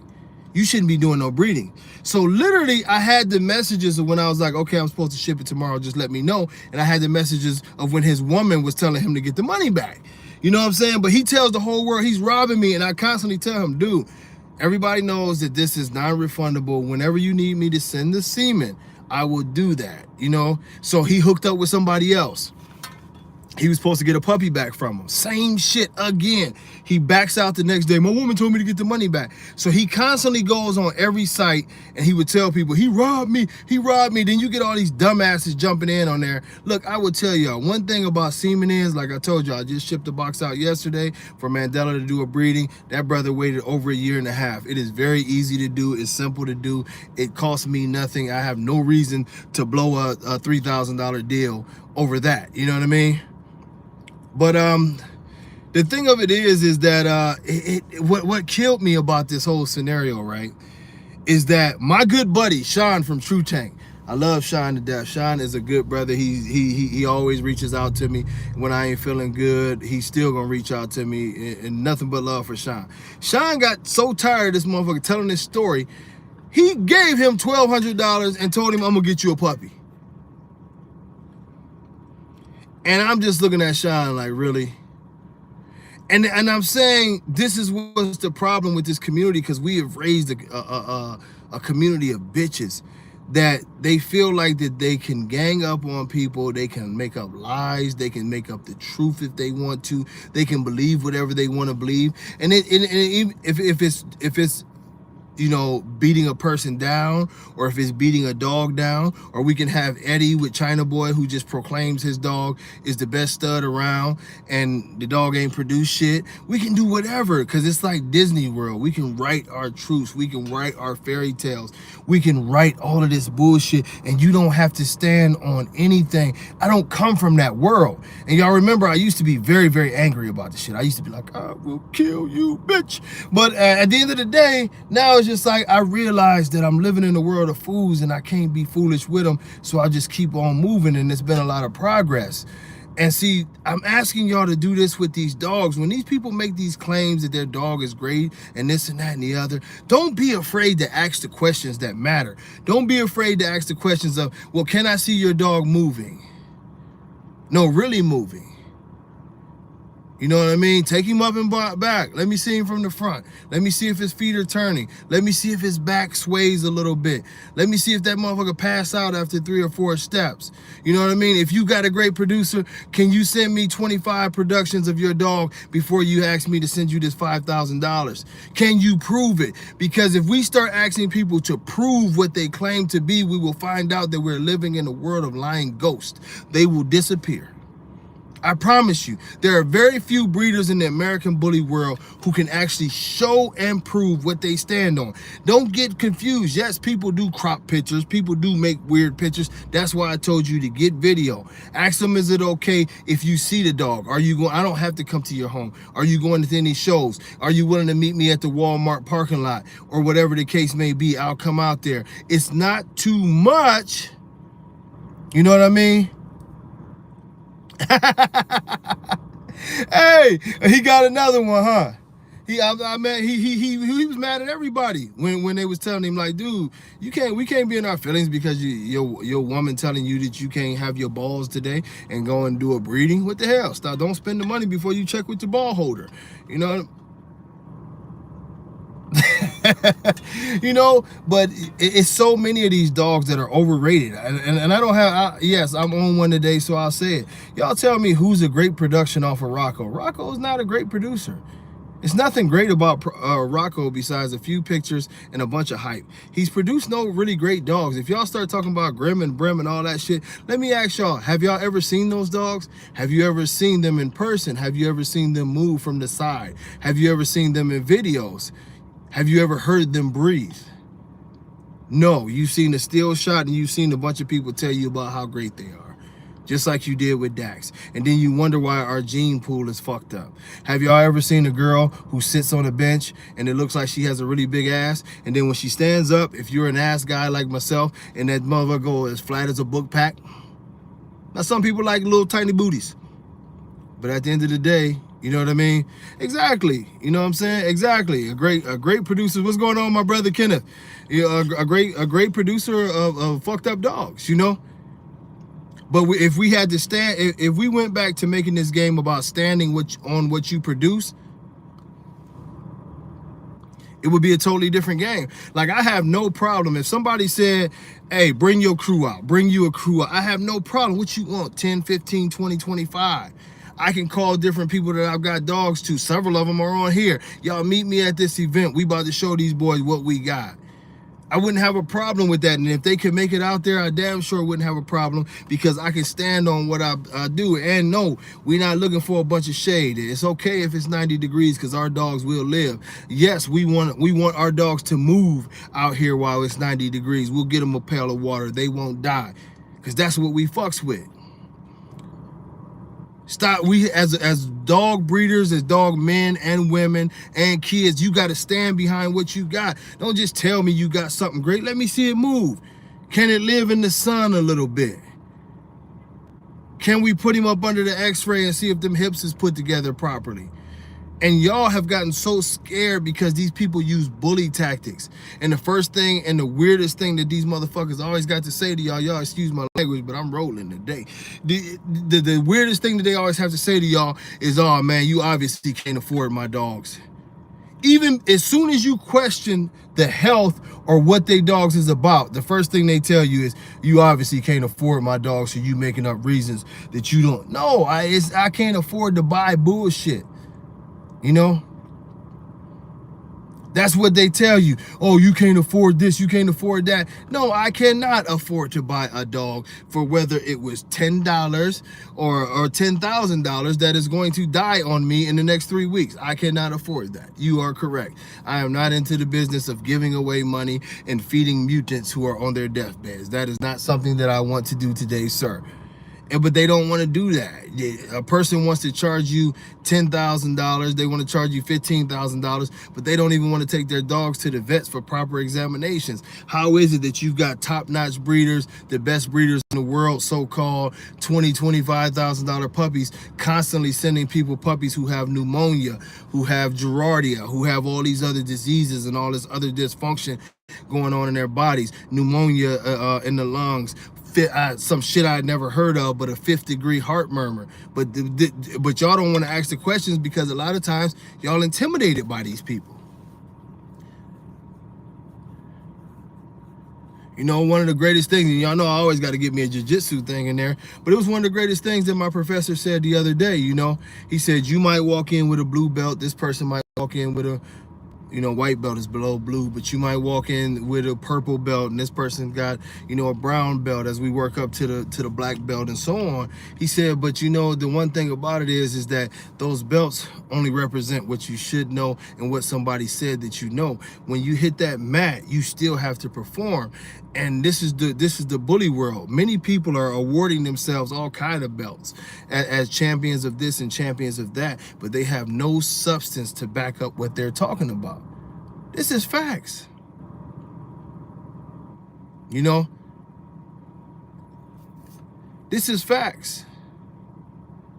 This is facts. One of the reasons that I never ever in life had to feel like I wanted to argue with a lot of these people is because many of y'all see me go on Facebook and they go and we went back and forth and back and forth and back and forth and back and forth about different things, and certain things build. Like with me, I could tell y'all what built.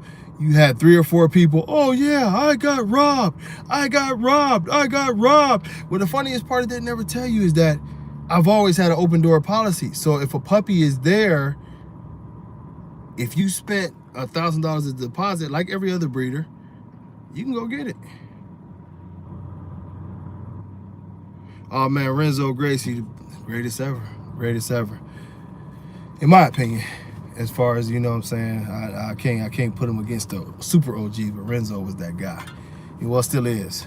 But you know, the thing of it is that, you know, social media has made people very, very not accountable for their bullshit and their slander and their lies and all of the things that go along with it. And you see it in so many circles, and whatever begins to be popular to be said is said. And I know for me, whether it's about doing business or if it's about doing dogs or whatever, I don't want to be involved in that shit. I don't want the people that I've treated lovely in this game, and y'all see my blood is everywhere, so I'm doing something correct.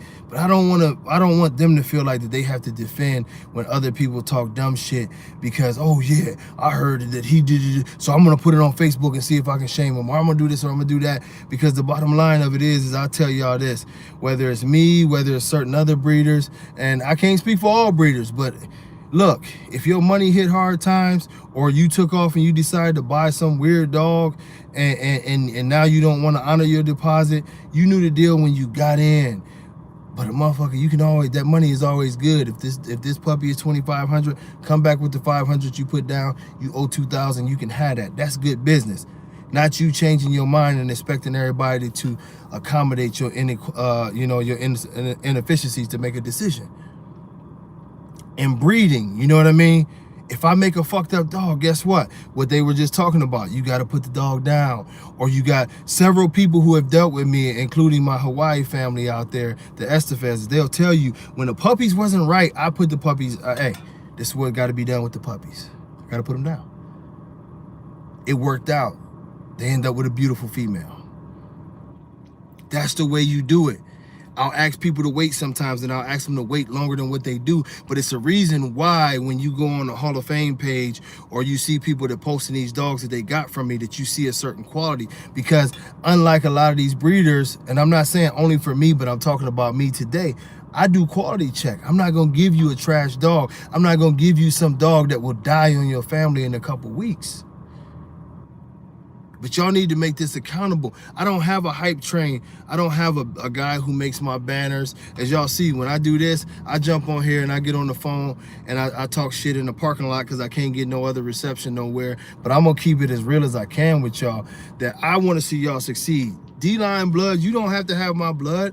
And you damn sure don't have to have my blood to be in the tbkc. And you damn sure do not have to have my blood. And sometimes I hope you don't have my blood when you're in the show ring, because I don't even want any of those contradictions. But I want to see people succeed. I want y'all to succeed. And breeding to hype dogs with flaws, issues, and health problems and a lot of other shit is bad. It's just bad. It's just bad. You know what I mean? It's just bad. Falling into these things of the internet gangster shit and all this other shit that people do and all this carrying on, it's bad. Everybody wants to be gangster. You know what I mean? Everybody wants to be the best of the best. It takes a long time to be the best of the best at whatever you do. I like to fall back and I like to listen. Right now, I'm probably like 50% of where I need to be as far as the dog game, as far as putting this thing together. I'm actually hiring someone that can edit my videos and make the videos a lot better. Of course, not the lives, but the videos. That's why I always sit in the same parking lot, because I oftentimes go in here and talk to the people, because I'm setting up to take over their boardroom to do this show and to also do the podcasts and different shit like that. It's parts of stepping your game up, but at the same time, man, don't let your morals change when it comes to these dogs, man. You know, don't let your morals change. If you still, you know what I'm saying, are at the point where you are literally breeding just because of what other people think, you fucking up. You know, I ain't being soft on y'all. I'm being real on y'all. You know what I mean? You know, and I'm sorry if I'm missing all these messages. I'm over here looking at these two fools try to lift this thing, and I think one of them is gonna die. But you know what I'm saying? Like, dog, it's always, you know, Pitbull Bell, that's my sister, you know what I'm saying? I wish Rico would have jumped on here. I seen Alan Dennis and my brother Floyd and everything on here, my man Brian from, you know, D-Line up there in Canada. We got a nice crew on here today. Shout outs to everybody. But the thing of it is that even with, like, okay, the type of shit that I deal with from running my mouth and telling y'all a lot of truth, you know, but God works funny, you know what I mean? Because some of y'all ain't hip to this situation, but I'm going to tell y'all how God worked, right? Now, a year or so ago, a brother that I had did plenty of breedings with, this dude was a cat that I consider my friend for real. You know, I done sat and we done talked about personal shit late night. I was there for him when he was going through some things, and he been there for me, or whatever the case may be. But, you know what I'm saying? And y'all might have heard about it or not. But he has me going to send him some semen. So y'all know how FedEx work. But keep in mind, he sends me a box. He sends me everything. So I'm pulling the dog. I got my computer and my scope, so I analyze the semen. Everything's all good. I know how to do the extender. I package everything in his box or whatever. So I take it to the FedEx. Previously, I told him, get you a FedEx account so I can just drop the box off. He didn't do that. So I took it to this packing place or whatever. They took the semen box and they put it in another box, right? So they ship him the semen, right? And bam, you know what I'm saying? Everything's cool. I send him a picture of the tracking number, because that's usually all I care about. You know what I mean? Especially if I'm dealing with a friend, huh? You see the tracking, make sure it get there, yada yada. 2 days later, he tell me, for my tax purposes, I need a receipt. I'm like, bro, I lost that fucking receipt, you know. He was like, well, you probably can go back to the store. So I drive a half hour back to the store. I'm like, oh my God. Okay. They say, no, we can't print you another receipt.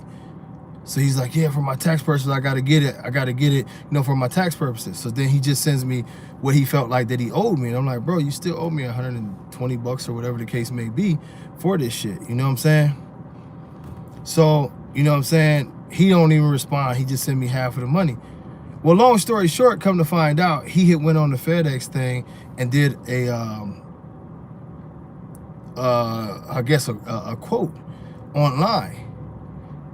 But even when he messaged me the next day, because remember I told you he asked me 2 days later about this whole receipt thing. Even when he messaged me the next day, he was like, dang, man, why they put it in this box? He's like, I ain't never seen them put none of these boxes in another box. I was like, I have no idea why they did the dumb shit. Well, he's just assuming that I'm so petty that I would charge him an extra $120 over what the thing was. Well, come to find out, the boxing company put it in another box and charged shipping, handling, and all this, and they really added up some bullshit on there. But because he's lying to me the whole time, telling me it's about something different and not really mentioning that he just went online and checked his price, I never put two and two together until he gets mad. I basically, you know, if you say fuck me, I'm gonna say fuck you. So then he gets mad, right?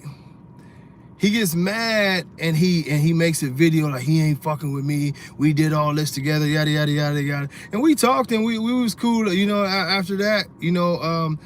And the funniest thing about it is that he saw the fault in what I told him. I said, bro, I wouldn't get over you. I done drove hours to drop this semen off. I done pulled the semen for you. I done analyzed. I never asked you for an extra dime.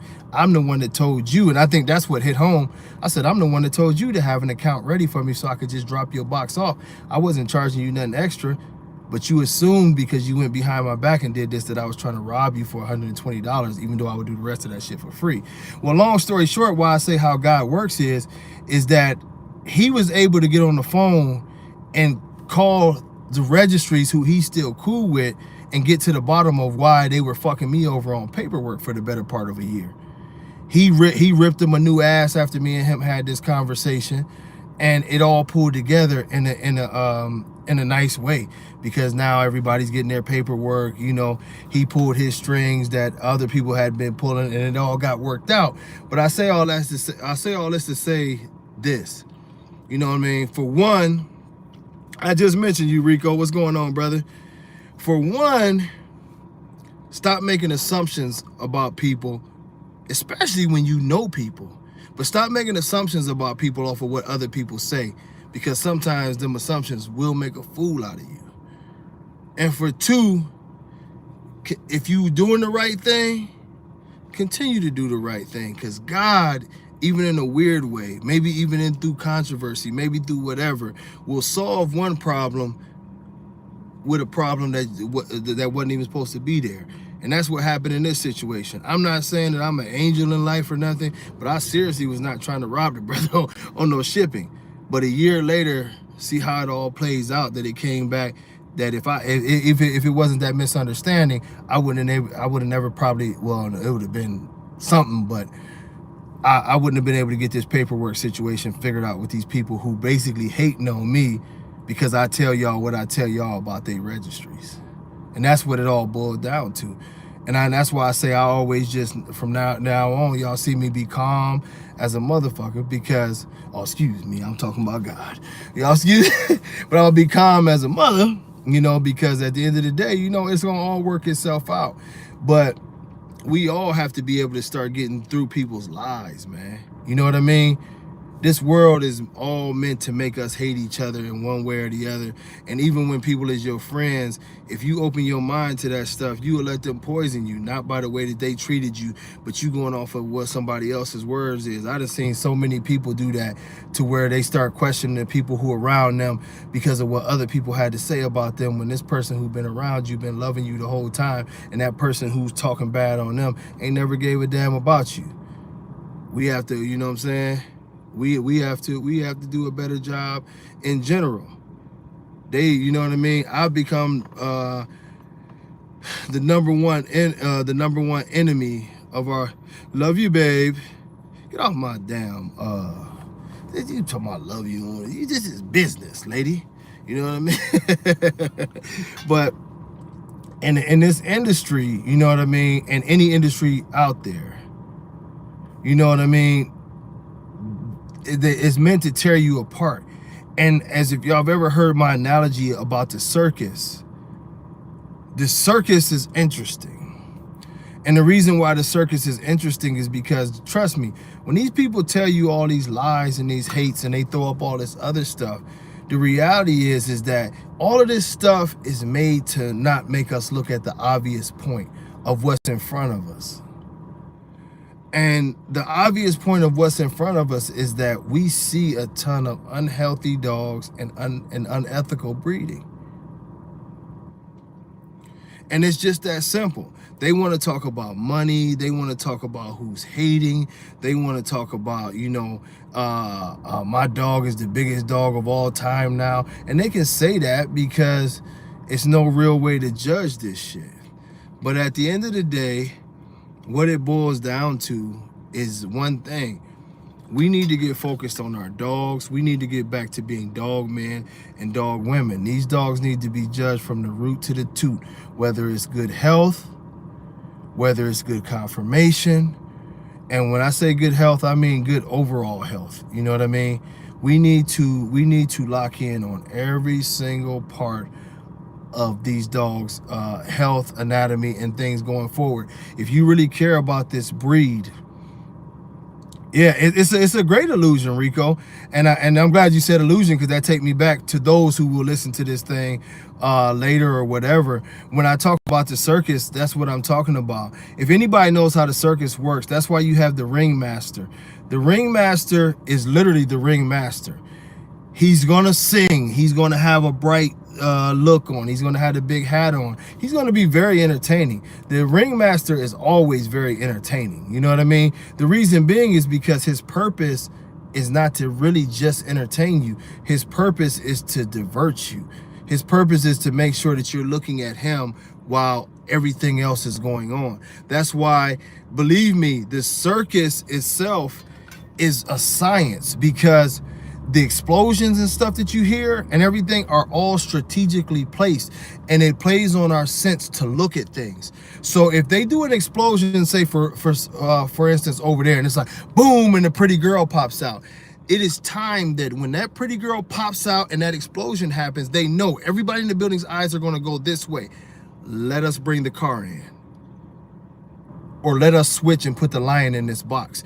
And it's right in front of you, but our natural instincts is to go towards the boom. Just like our natural instincts is to go towards disaster and drama. Because if I put up a post this morning and I told you, you know, God's been good to me, and you see that post and it ain't nothing but me sitting there smiling, several of y'all who care about me and several of y'all who know that God is good will click a like. But if I put up a post this morning and say, you know, that cheating ass, bitch ass wife of my brother's, I hope she burn in hell. And y'all gonna click on that post, and it's gonna be 9 million clicks on that post, because we gravitate towards drama. Even if you go through this YouTube world, you'll find out that even the headlines now are fake headlines, but they're all bad headlines. You know, 35 people killed, and they click on there, and you click on there, and it's an advertisement for a real estate company or some dumb shit like that, because they know how we do. That's how this circus works. So when these people do things in this, I guess the bully world's explosions would be money, you know what I mean? Drama, you know what I mean? This person was screwing this person, or this person was doing this or that or the other, or hate this person, you gotta hate her, oh, she's a whore, or you know what I mean? Whatever the case may be, it's all an illusion to not make us look at the saddest fact of our community. And the saddest fact of our community is simple. And I've challenged y'all to do this many a times, and I'm going to keep on challenging y'all to go to your local dog shelter and look at what you see. You're going to see pit bulls, you're going to see bullies, you're going to see exotics and dogs that look like our dogs. You're going to see a totally full place that is a result of bad breeding, people not caring, and many other things. there's a price to be paid for this. And I don't jump on here. As y'all see, I can play people's clips. I can do so many different things because I don't get paid for this. I do this because I love y'all. I love this community. And one day I want to see us succeed and actually be able to say that we're a breed and we did something good with this shit. But right now, we're losing this battle big time. I know I crack my jokes, I talk my shit or whatever, but we have to be better at what we're doing. I'm gonna look it up. I'm gonna look it up, Adrian. We've had people murdered over dogs. We've had shootouts over dogs. We've had super fights at shows. It just continues to escalate, and the more and more. And one of the reasons why y'all don't see me on Facebook as much is because when you click on Facebook, you got these idiots on there, and they acting like it's cool. You know, everybody's got to be super thugged out. Everybody's got to be waving money. We literally got some little dumbass on TikTok now who talked about he stole his foundation dog because he. Which was an exotic, but he was like, I stole this foundation dog. This is a $10,000 dog right here, and this is how I'm gonna start my business, you know. And this thing's got like 1 million views now, and I'm like, God, this is what's going around, you know. But we have to do better, you know. In general, we have to really do better. I know things can get pricey, but I really do urge y'all to do more x-rays, do more health testings, and promote these things, you know. Promote healthy dogs, you know. Yes, I see this breed around in 10 years, and I see this breed around in 10 years because of some of the people I named. I do believe that, you know what I'm saying, tbkc is going to do a good job. We've lived and we've learned and we've survived all kind of shit over the last 3 or 4 years to be able to have this relaunch and have good people behind us. So what I think you're going to see happen is I think you're going to see a rebirth of the original breed. And I think you're going to see us separate ourselves from what we see going on right now. And it's the only way that we can survive. You know, it's almost like cutting away the infection. We might be a smaller community initially or whatever, but we have to have a community that bangs a drum. And I'm talking about bangs the drum of health. If we're not banging the drum of health, responsible breeding, and all the things that we need to be banging, you know what I mean? It's going to be tough. You know what I mean? It's going to be tough. So we really have to go forward and do that. Okay. The 346-349 number is the best number. I won't get my 727 number back in probably another 2 weeks. But the thing of it is that we seriously have to do these things. You know what I mean? We have to do these things that's going to be best for the community, you know? If we're not doing these things, then it's not going to work. We have to get serious. We have to show some kind of and I'm not talking about going out in the streets and shaking people up or no shit, but we have to show more community organization to where we make ourselves a positive presence. You know, like this year I was about to say coming up, but we're in this year.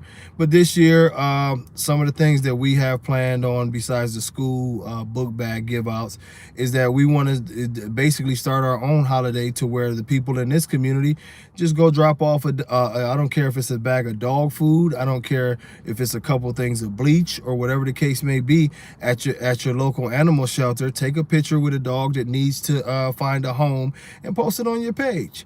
You know, it's about reaching out and actually doing things the right way to start building a community that's positive.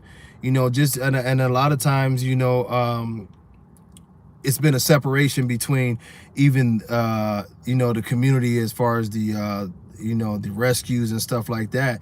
But we need to you know what I mean? We need to put some work in. We need to paint a better picture of the American bully because it has taken a literal pounding over the last decade. You know, and yeah, we definitely always have to look towards the future. You know, and the American bully has taken one of the worst poundings that we've ever seen, you know, and we have to do better. We have to make sure that we're pushing forward in the right direction. If we don't do this, people, y'all gonna find out. I told you I have friends, of course, by having a damn million followers throughout all this shit. And this stuff is being pushed in front of federal government's faces. This stuff is getting on senators' desks. This is getting on congressmen's desks. This is starting to be a budget problem for cities and counties to deal with all of this mass breeding and the dogs being left to be dealt with by the cities and the counties. One of the reasons why y'all are seeing more and more and more veterinarians turning us away for breeding.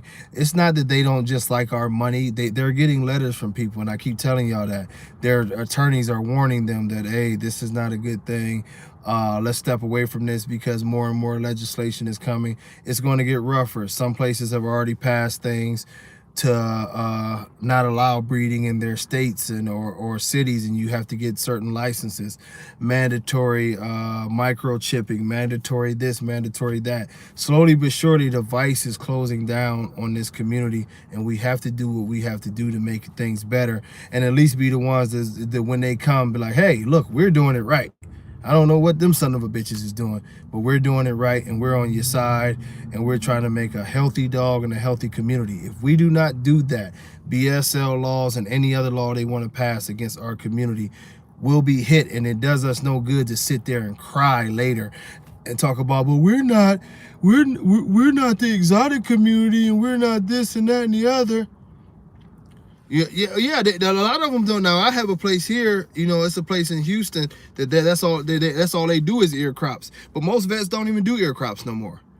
And now a lot of vets won't do reproductive. It's more and more vets here locally that won't do reproductive, or they're saying we're not taking any new clients, so they're weeding out because they noticed that this is a weed out process. My friend Mike just came down to do a breeding, and he was going to do a breeding, and the biggest reproductive vet in Houston told him, no, we can't take any more clients. They had a BS excuse about it, but they're trimming down. Another place right out here in Houston, and another place over there towards Tampa, Florida, I got the same type of reports from them. Oh, no new clients, and one of them flat out said that we're not taking any bull breeds anymore.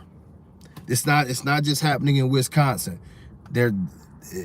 People aren't going to lose their license, and they're not going to be brought up with BS accusations because of our community. They're separating themselves from us, and we have to do better. But I tell you, 2 hours have flown by, and I enjoy y'all as I always do. I'm glad that we got this in. Next Friday, I will have my special guest, Poop Dog, with me. You know what I mean? And we might have Easy. Oh, see, the same in Illinois. You know what? Thank you, Stormy Day. I'll let y'all know one day this week. I'm gonna do the other videos to talk about the TBKC. Now, I'll make sure, I promise y'all, that I'll have that up tonight, so y'all know how to get y'all dogs registered this week and everything. I thank y'all for your support. I will tell you this. You know what I mean?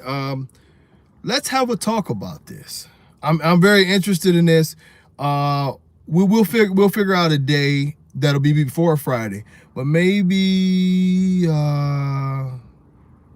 Monday. Yeah, Monday is a good day. I start my day off with some coffee.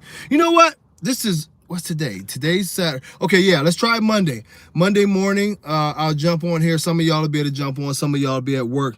But let's talk about the situation that is going on in this country as far as the veterinaries, the veterinarians, veterinary medicine, some of the things that you may need to know about the false recommendations that a lot of these vets are doing, some of the traps that they are doing to make you try to fix your dogs and different things like that. It's a lot of different things going on, man. So, you know, we got to do it. Hey, much love, Floyd. We gonna push that boy to the next level, man. But I tell y'all what, y'all know how I always finish this thing, and I forgot last time. But if you gonna drink good, you make sure you drink damn good. And if you gonna smoke, well, I don't smoke, but y'all, if you smoking, you better make sure you're smoking damn good.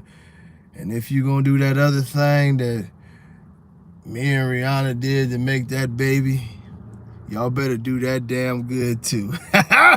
Hey, man, God bless all y'all. I hope y'all in good graces, and if you're not, I'll throw up a prayer for you, man. But keep your spirits up, you know, love and praise God to the best of your ability, man. Until next time, I'll see y'all on Sunday. We're going to get into that talk. More babies, Belinda, more babies. Love y'all. God bless. Peace.